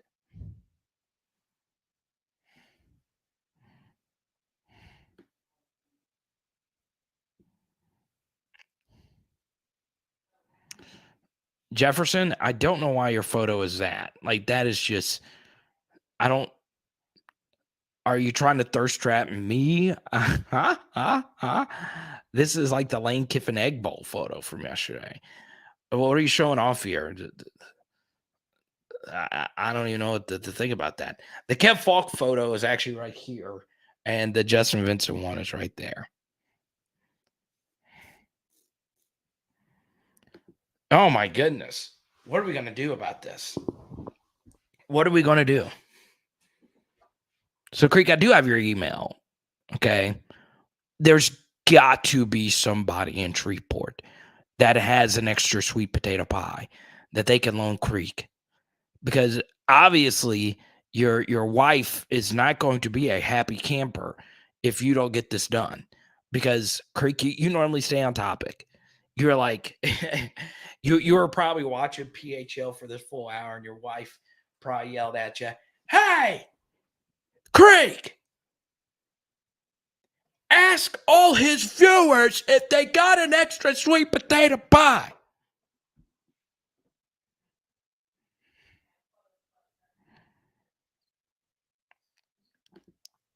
Obviously, we'll see. Evan Stewart, their best wide receiver, 5-star, really good player for them. And Devon A-Chain is their best player, the running back. I don't know at this point.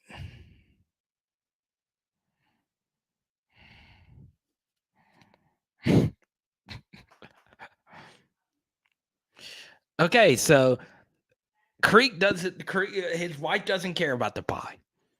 This is what Creek wants. Okay. This we have got to get to the bottom of this. Does anybody know anybody in Shreveport? Okay. My camera battery died right when all of this happened. Okay. This tells you that this might be a cursed night. No, your sacrifice will not be futile. We will find you this sweet potato pie.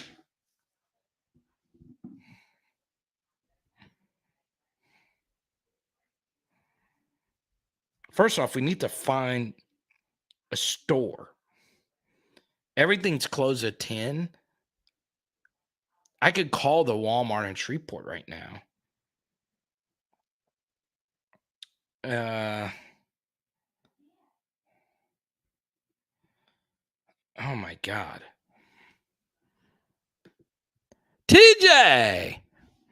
I love these questions. Okay. You guys know when these things begin to bother me, it's hard for me to do anything else. Can somebody from Shreveport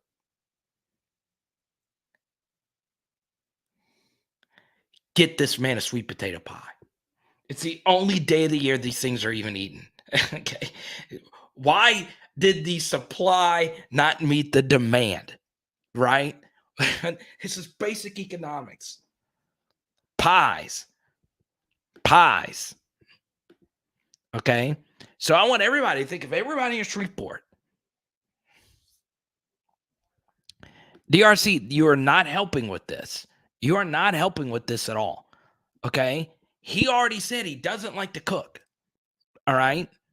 And he said this is for his own indulgence. He doesn't want to share with anybody else. He wants sweet potato pie on Thanksgiving. And we as a community need to come together and get this man his sweet potato pie. Okay? It's not, I mean, he's not asking for too much, right? When has there ever been a Thanksgiving dinner that you've gone to where there's not enough food, right? There's always 5 extra pies. We could find a pie for one person. That's all he wants. Even if it's just a few slices. He can't have Thanksgiving. That's sweet potato pie. Okay? Caleb, do you know? Let's go to TJ's super chat. What would you consider a top 5 coaching jobs at CFP? Also, Sacramento Kings are on a 7-game winning streak. Yeah, so we are at the 2-hour mark. So we start talking about other sports. Kings could shoot. I heard Kevin Durant talking about them, on his podcast recently. The guy Kevin Quarter, how do you say his name? I think Harrison Barnes is still on there. De'Aaron Fox. They've got dudes, man. And I'm glad they're winning, right? The Kings teams with Jay Will, Chris Webber, Vlade Divac, Bobby Jackson, Doug Christie, Mike Bibby, young Peja Stojakovic, Brad Miller. Those teams were my childhood, man. Those teams were a lot of fun, and they got cheated versus those Kobe Laker teams in that Game 7. Go look at the free throw disparity. I love the Kings. I'm also loving the Utah Jazz. I never thought I'd say that in a gazillion years. They're supposed to be tanking. They got the best record in the Western Conference. I haven't watched them play, but apparently they play like a very free-flowing, fun style of basketball. I know they hired an uber young coach. But yeah, top 5 jobs in college football. Let's go. I think I think LSU has got to be there. I think LSU is a better job than Alabama for this reason. Alabama, during the modern era has just been Saban. We don't know what's going to happen to Alabama after Saban. More than likely, the tide will continue to roll and they'll still recruit at a top 5 national level. But LSU has gone through multiple coaches and they have continued to recruit at a top 5 level. I think LSU has got to be a top 5 job. You have the state of Louisiana, no other Power 5 jobs within its, you know, borders. So I think LSU is arguably the best job in the SEC. I know a lot of people say Alabama, but you know, I think LSU and Georgia have got to be in the top 5, and I'll put Bama in there just because it is, you know, the program right now in college football. Now, if Georgia wins it this year, they'll probably take that crown. So I'm going to go those 3: LSU, Georgia, Alabama, USC. Okay. California produces a lot of talent. It's just, you know, geography, really. I would put USC in my top 5, and then I'd put Ohio State in my top 5 as well. Now, there's a lot of other jobs mixed in there. The Texas job, obviously, with the resources there, but I mean, it's been a hellhole for so many people. I don't know anyone could say that that's a top 5 job. You know, all the Florida schools are always very interesting when it comes to this conversation. You know, you just got to divvy up all that talent, though. And a lot of Florida kids leave the state now anyway. So, you know, for me, I know some would say, what about Oklahoma? Let's see what happens with Venables here. Oklahoma's obviously a really good job as well. Um, so, yeah, I think, man, Texas is kind of hard to say that it's not a great job, even though so many people have just failed there. So I think that's going to be my top 5. Michigan obviously is a really, really, really good job with the resources and history that they have there.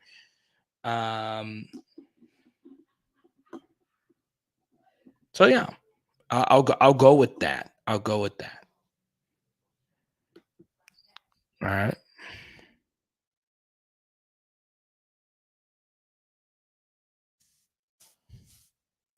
You tell you're an NBA guy. I love it. Man, I hate the NBA structure, but God, I love the sport so much. I mean, the NBA is such a big piece of my heart. I grown up watching NBA with my dad. The best days of my life. Not having to worry about anything. My dad and I just watching Jordan. Nothing will ever come close to that for me outside of, you know, LSU football, of course. Okay.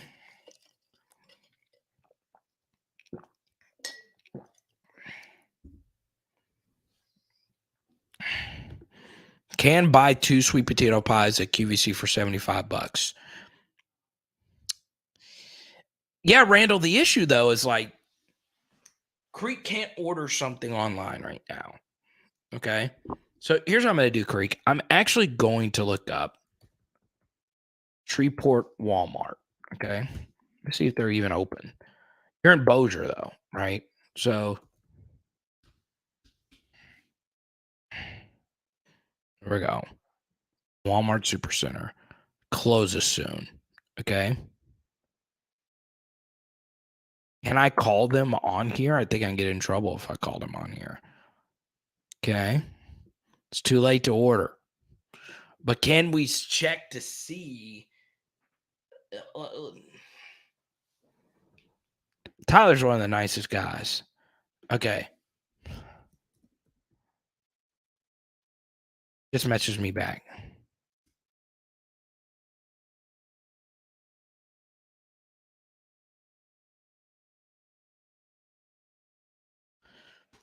Blanchard. Tyler says he's in Blanchard.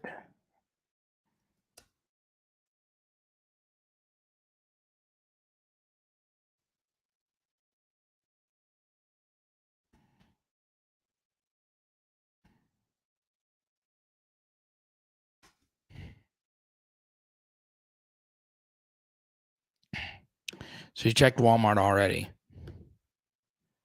There's James with his fam. I love this. My favorite NBA in the dome with dad watching Dr. J. Can't go wrong with Julius Erving. The game would look so different if Dr. J never played.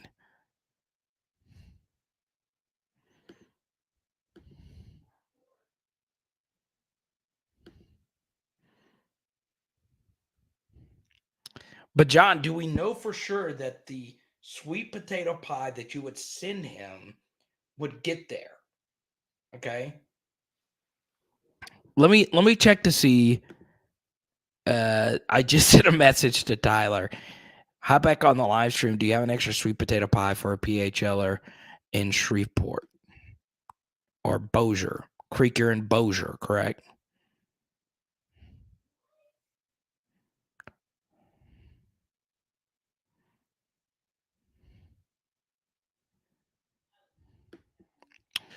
DJ, let me know what your top 5 jobs are.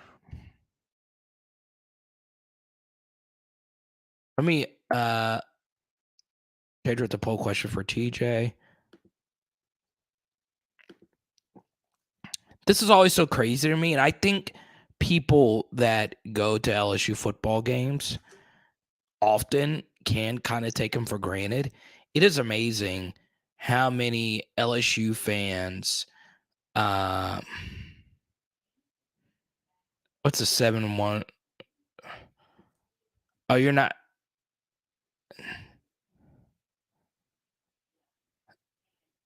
Let me see.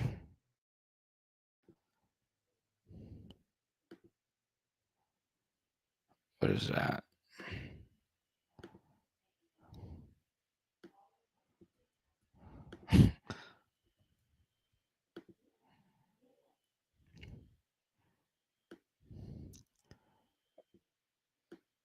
Okay, so you are in Shreveport.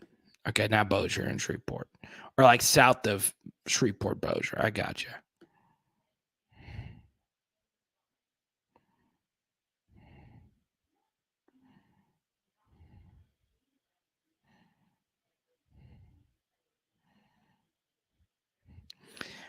I'm telling you, there is Creek, you got to keep me posted on Piegate here.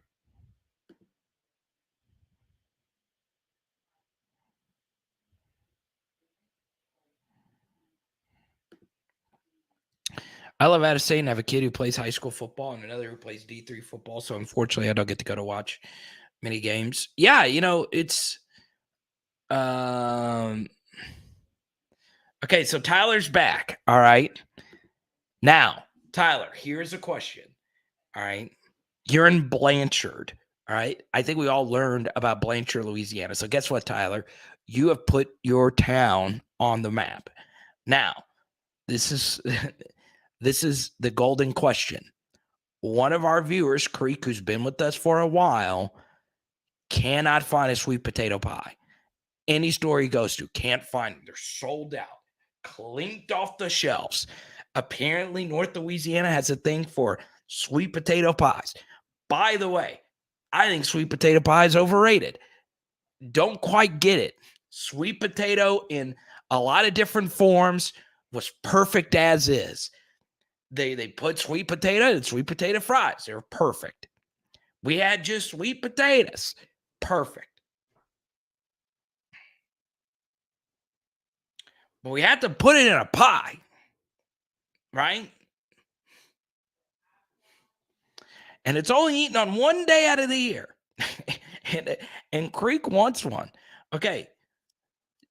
Tyler, do you have access to a sweet potato pie that you could loan Creek? Maybe it's a half of a pie. Come on, Tyler. You call Piccadilly. You could call Piccadilly. You could.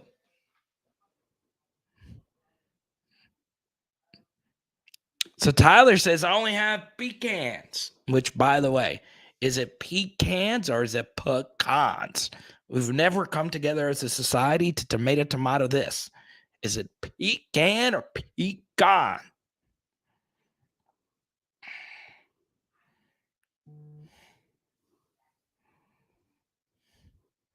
Top 5 jobs: LSU, Michigan, USC, Florida, Tennessee, Notre Dame. Interesting. I think Ohio State and Georgia have got to be in there. I think Ohio State and Georgia are arguably the 2 best jobs right now. But Tyler, do you know of any kind of sweet potato pies that exist?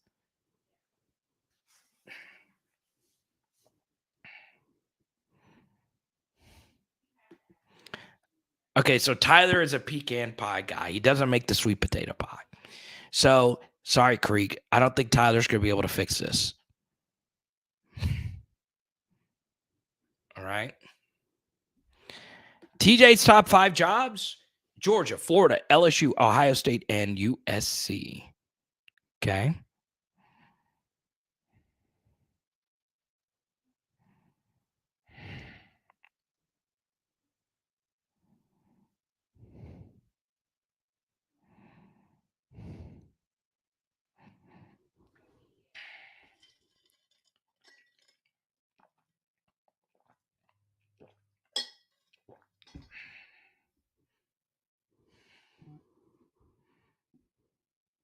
What is this?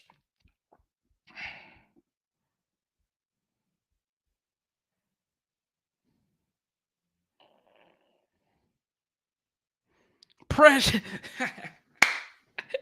I didn't have Precious number saved.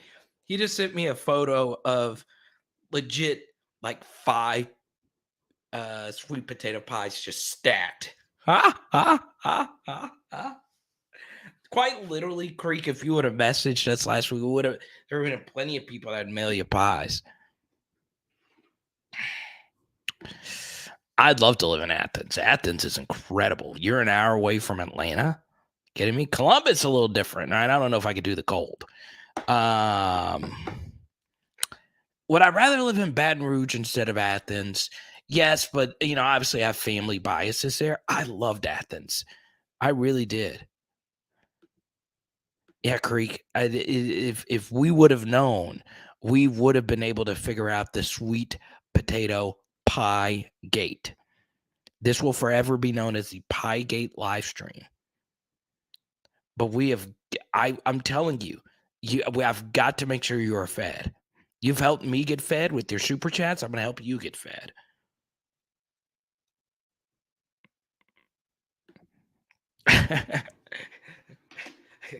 Kids are living in Tuscaloosa willingly. I don't think they really care. I'm telling you now, like it is a little weird what I'm about to say, but like I had a great discussion with someone who I know pretty well. You guys know him pretty well, Van, right? Van's obviously super successful and moved out to LA to make his dreams come true. Okay, so back then you had to move you had to go to the big market schools. You had to go to big market cities to make your dreams really come true. You don't need that now with the internet. You just don't. You just don't. I don't ever have to step foot in a radio studio again. I don't. Now, would I like to at some point? Yeah, I miss going into a studio and doing a show. I really do. There's a piece of me that really misses doing that. But, I get to do for a CBS station in South Carolina. I have got my full radio studio right here. And you cannot tell if I'm sitting right here or if I'm all the way in South Carolina. So TJ's point is actually kind of profound here. Kids don't really care. In fact, they might have not cared before this new wave, right? They want to go where they can go to the NFL as fast as you possibly can.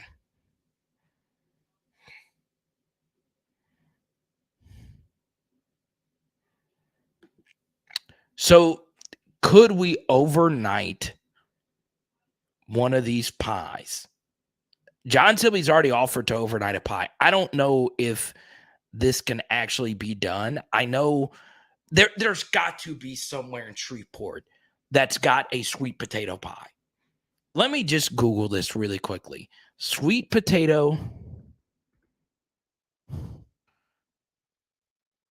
How do all the Walmarts?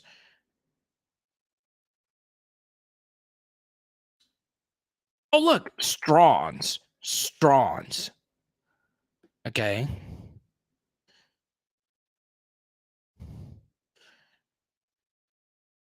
One of these places is going to have, I guarantee you, Creek, one of these places is going to have a pie. Cheesecakes and more. There's all these different places. if they can't have a sweet potato pie for sale the day before Thanksgiving when everybody's going to be looking for them.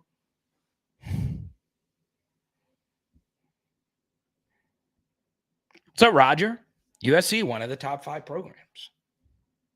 Strong's doesn't have sweet potato. Tyler's already looked into this.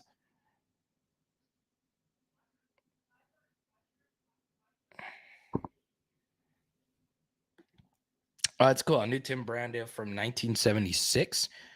I'd probably get Tim Brando on here.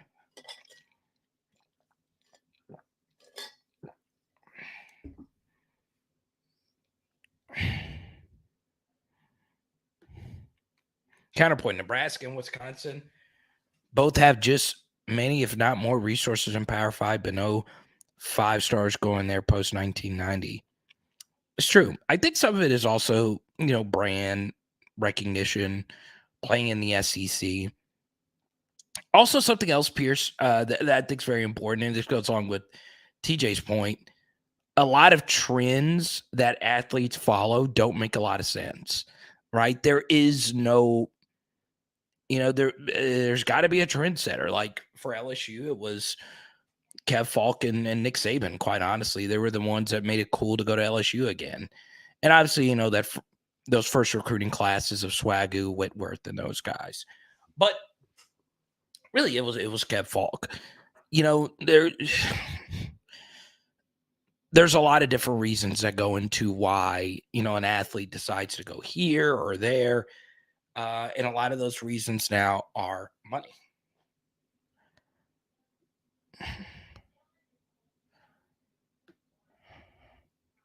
Trey Sanders. Very injury-riddled career for that young man. I feel bad for him. I really do.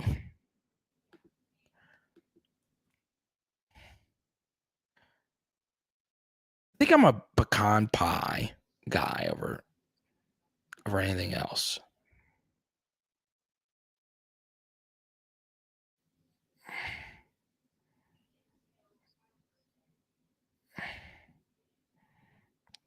This was cool. I know Branson was in here earlier.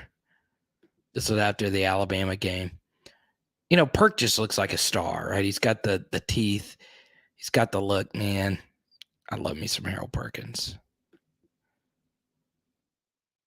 This was so much fun after the Bama game. I'm dead serious on everything. My phone is dead right here, dead. And I was walking home from the Bama game, and someone started playing NBA YoungBoy, and I started doing the gritty, and someone just started yelling at me. And what was really ironic that it was Jeremy Hill. Jay Hill was texting me, "Hey, where are you?" Because we were supposed to meet up before the game. Wasn't able to do it because we didn't have service. And next thing you know, Jay Hill's yelling at me, and then we're doing the gritty in the road, and it was, man, LSU Bama. I'll never forget that. There's Creek right there. Please feed this man a sweet potato pie. There's Marcus. Please. Don't forget, support PHL legend, Slade Roy. It's been good for us this year.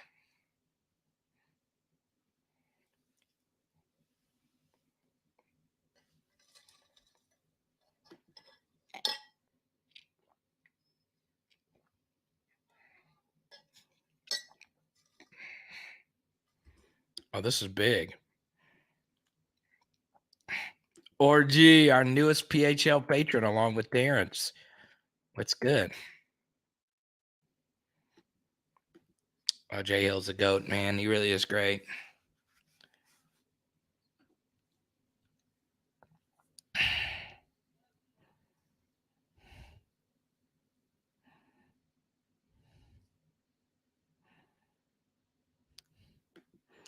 Iowa. I love Iowa.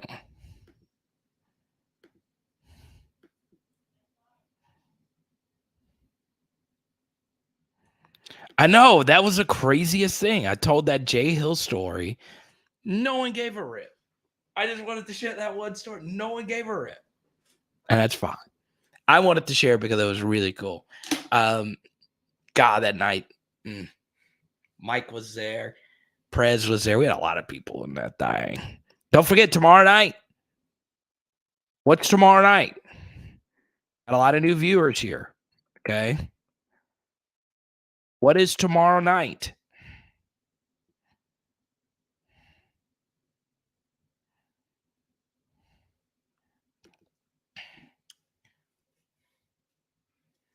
Okay, Bakery Lore in Bossier. Bakery Lore in Bossier. Did you get that, Creek?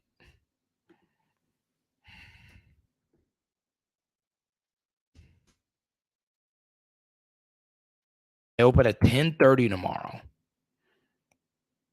Their number is 318-459-6306. Call them tomorrow, and you will potentially get your sweet potato pie.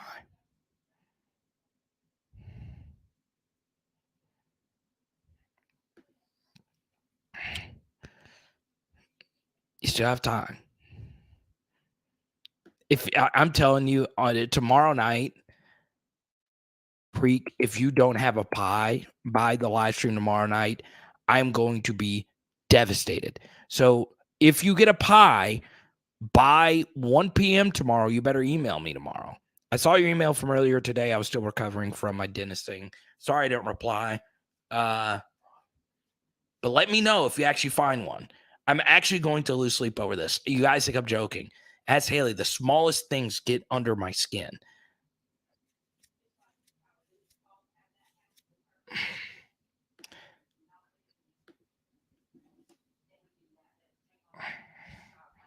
Sweet potato pie pound cake. Look at that. Look at that. This is from Press. Look at that. That actually looks good. Because I'm a pound cake guy. Sweet potato pie pound cake. That looks unfreaking believable. Look at that, man. That just looks so rich. That's zoomed in. Oh, man. Look at that. Look at that.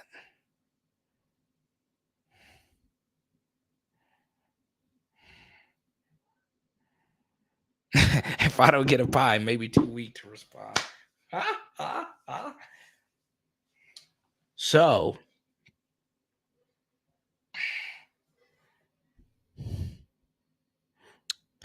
I know if I promise you, if they get a sale for me, I expect a minimum $20 super chat in return.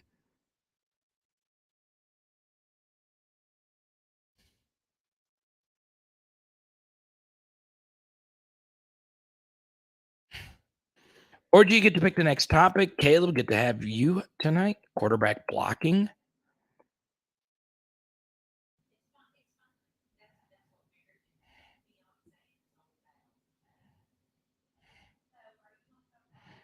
LSU is worried about sweet potato pie in Georgia Saturday nights. Philip thinks Texas A&M's going to get the dub. They could. They very well could. I think we'll be fine. All right.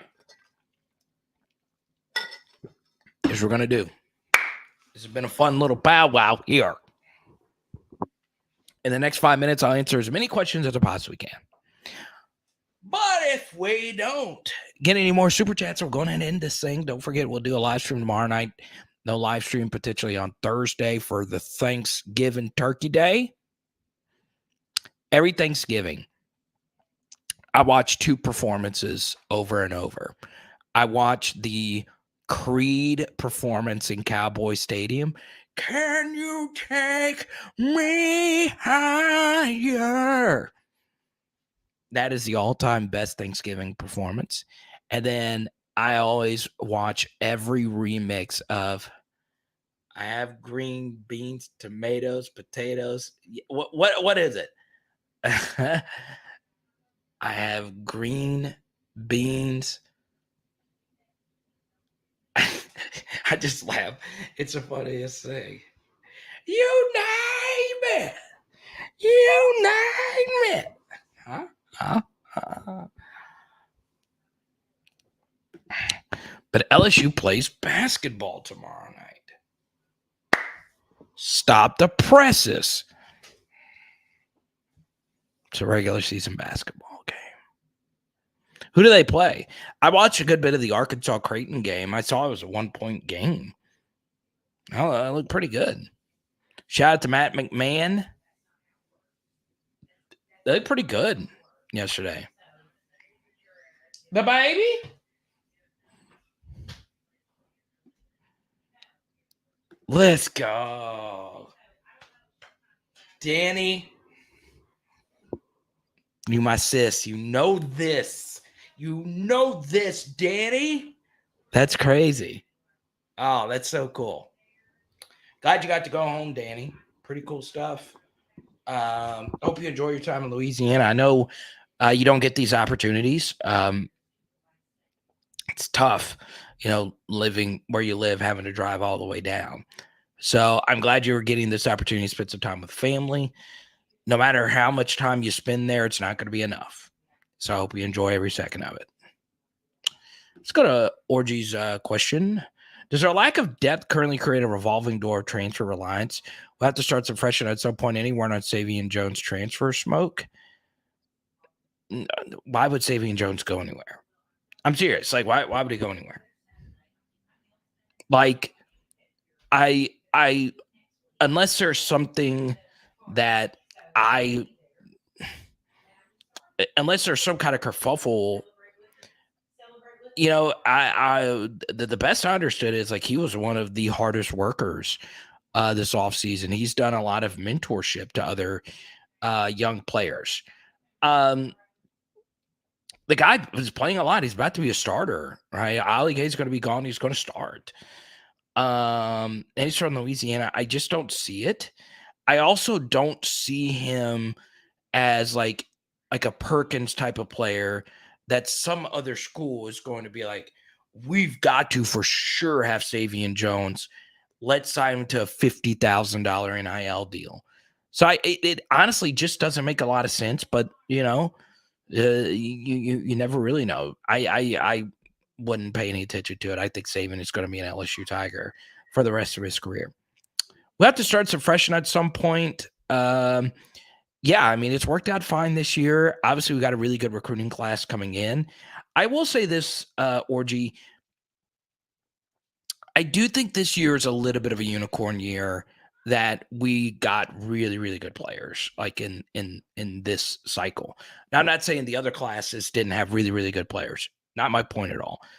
My point is it's rare that you get, this caliber of true freshmen playing at this level, right? We had Stingley in 2019. Then in 2020, Jay Roy and Ojolari were really good players, and then Kayshawn at the end of the year. And then 2021, obviously we had Jack and Malik last year, BTJ as well. So yeah, I guess it's not too far-fetched, but to have like 3 or 4 true freshmen be big stars for you, it's just, this last class was truly so special. It's not me saying the next class won't be. We had a long conversation about Kyle Parker a little bit earlier. So, yeah, I think a few freshmen have opportunities to start, and I think one of those is Lance Hurd. I thought I think Ty Jale is going to pick LSU, but I thought, him visiting Ole Miss was very interesting. But it's just an official. I just think he just wanted to go. Does our lack of depth currently create a revolving door of transfer reliance? Not yes and no. I think this first one, as Brian Kelly said, he wanted to, bring in the transfers he brought in because he didn't have much time to sign any more guys other than the guys that we already had committed. So yeah, I don't think we'll have as much transfer reliance. But honestly, Orgy, I think the biggest question would be, where isn't there heavy transfer reliance? Ole Miss's team is all transfers. Arkansas's team, especially defensively, is mostly transfers. Their best receivers are transfer. Alabama, Where would their running back room be right now without Jahmyr Gibbs? I think everybody's going to be transfer based, because if you can have the choice between picking a true freshman talent who you have no tape on versus a guy that you know what you're going to get out of a player who could potentially come in and play, I'm going to take the guy that I know who I'm going to get, right? Like, for instance, we knew Joe Fouché, Greg Brooks, and Jarek Bernard Converse were going to have really high floors. I honestly think all three of them have played better than what they did at their previous stop. So, I think, the lack of depth question, I don't mind if we continue to rely on transfers. It could be a little unreliable, yeah, but high school recruiting is unreliable as well. So, and, Marlon Martinez is a good player at center. He's not a transfer, but we hadn't talked about Marlon at all tonight. I'm glad you brought that up.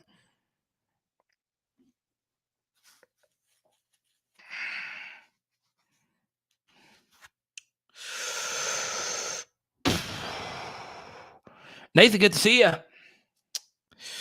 I think it's always dangerous to do the transitive property thing. As in, well, A&M's offense has not put up more than 30 points since the opener versus Sam Houston. True, okay? And a big reason why they put up that many points is that their defense is really dominant. Their offense still looked really bad in that game. So A&M's offense has looked just bad all year, right? Now, they looked good against Ole Miss, but that was on the second end of a back-to-back road game. Not going to share that stat again. You guys have heard it 1,000 times over. So there's a reason why they moved the football versus Ole Miss that day, and Ole Miss has kind of turned out to be frauds anyway, especially on the road. Now, our defense fares really well. I would be very shocked if we gave up more than 30 points, more than 20 points, to be honest. But Achane and Stewart changes a lot, and I guarantee you there wasn't a single person on this planet Earth, right? You could have had the dude from Back to the Future. Even he would not have believed that he saw South Carolina put a 60 burger on Tennessee. Doesn't make any sense. Doesn't make any sense. It doesn't make any rational sense to anybody that has ever walked the face of the earth that South Carolina put up 63 points. You can go up to somebody who doesn't know anything about football. They will tell you, really? South Carolina with with Spencer Rattler at quarterback? There's no way they put up 63 points. In a must-have game for Tennessee, there's no way. But they did it. Offense is very weird, right?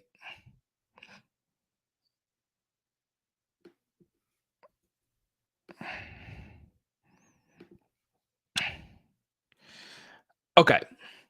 So one thing I've learned, Orgy, and I talked about this earlier with the word regular, right? Like, we need to stop using the word regular season, right? Because regular season makes the season sound, well, regular, right? No one has ever been excited about anything regular. Anything that's ever been described as regular is not a good thing, right? Not a good thing unless you're a bar owner, right? Well, it's Jack. He's a regular. Other than that, there's everything regular just is never good, right? The only really the only thing in the world regular that's good is a bar owner's patron and the cheap gas. That's it. Everything else regular is always just like, it's regular. I ain't want regular. Okay. The same thing is true with transfer portal. Okay. The portal makes it sound like it's mythical. It's a portal. It's a portal. And transfer,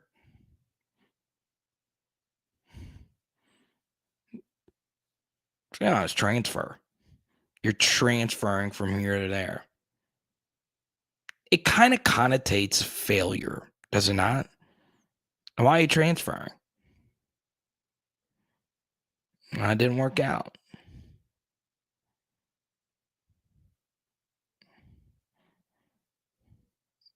It's not a negative connotation. Saw this recently. Okay. We really need to think about what words actually mean. There's a fan of Maryland who went after Angel Reese, the star player for Kim Mulkey's LSU Tigers, right? And I think the fan was a Maryland fan where she transferred from. I love me some Angel Reese. I don't really, she plays for LSU. I cheer for everybody that's with LSU. And they're like, hey, you quit on us. And she said, no, I didn't quit on you. I did something that bettered myself. This is where I disagree with Angel Reese. You did quit on them. But what does the word quit mean in this situation? Well, you quit one situation to better yourself. So the word quit is always associated with something negative when it's not. Quitting can be very positive, right? There's a lot of things you quit that has a very positive connotation to it. You quit your job. Okay, was it a six-figure paying job that treated you well, that gave you vacation, that had a great 401k, and you were just lazy? Or did you quit your job because you were working double shifts, no health insurance, part-time wages? Quitting is good, right? Maryland wasn't a good place where she felt like she was succeeding. She quit Maryland. That is what she did. But quitting was a good thing. She quit Maryland to go to her new team. So the word quit is not a negative word. Sometimes it is. People say you should never quit. That's wrong. Sometimes you got to quit. Relationships, jobs, business plans.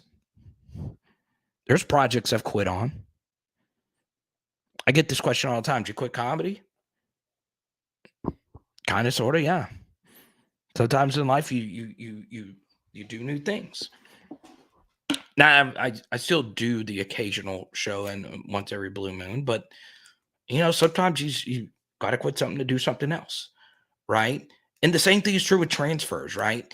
Like transfers, really, like transfer, it's not that bad. It's really not. Like the one thing I will say, there was a player from Arkansas who transferred, who entered the transfer portal because they have a log jam at running back, and he's young. He's a freshman. He didn't tell the coach. I do think you need to tell the head coach, hey, I'm going to do something else before you actually go to the portal, but you don't have to. And I kind of think that's a good thing as well. The player holds all the power. They just go to compliance and say, look, I am intending to transfer. And when December 5th comes around, I'm gone.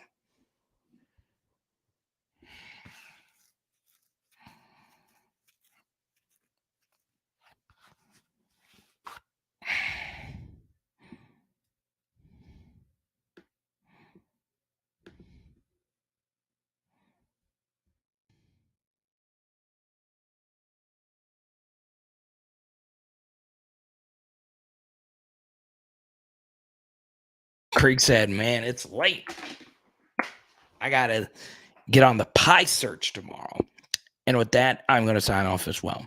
Go Angel Reese. You quit. Maryland, you did the right thing. Okay? You're with the program. You're with the Hall of Fame coach. Let's do it. Let's go. But yeah, I just think we put too much weight on some words that can have a positive connotation. Do you have less excitement about recruiting class because of the transfer portal? Oh, Grant with the super chat, so we'll hang out. I find myself not getting too excited about a top 5 recruiting class, but more excited about a top 5 transfer class. The only thing that would excite me more about I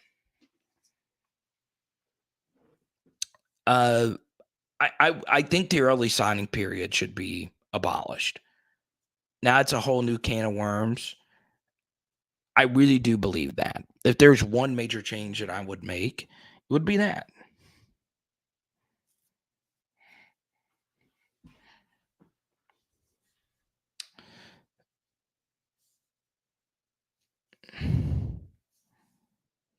And Tyler said, look, I don't want to make you a pie because I've never made a sweet potato. Great. I'm trying to think of a player. There's actually a few LSU players that are still in the portal. Eric Taylor, a defensive tackle who came here from Alabama, is still in the portal. He was a 4-star. And he actually had some good reps in the spring game. I'm shocked that nobody's giving him a chance.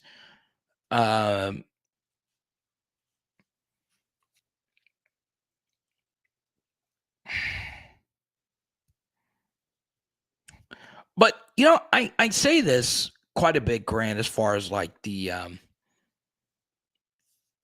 like the portal itself. Skill position guys transfer at a higher rate than defensive linemen and offensive linemen do, at least according to J. Bud Davis's data.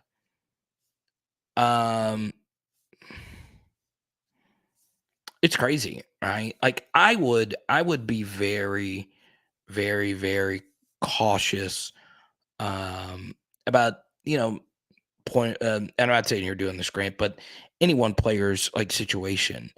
I do think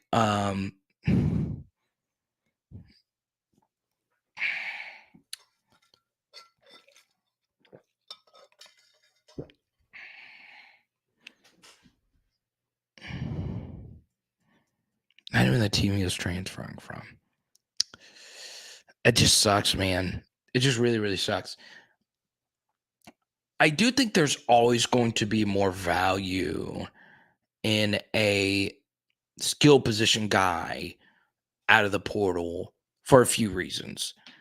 The number one is, you do rotate those guys in, I think, a little bit more than you do some other positions. And number two, you do have special teams needs.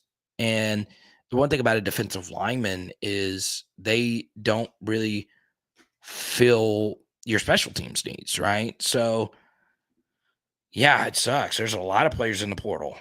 I mean, just chilling. Honestly, just chilling.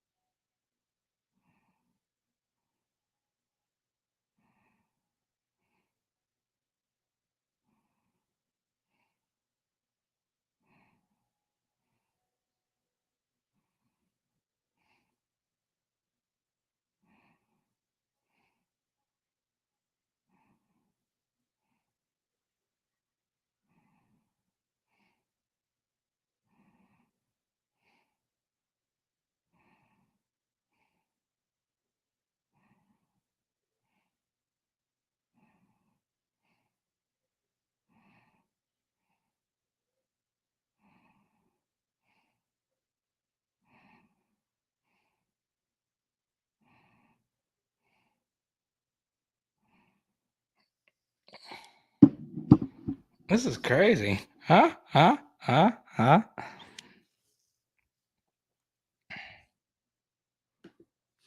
See you tomorrow night, John Sibley.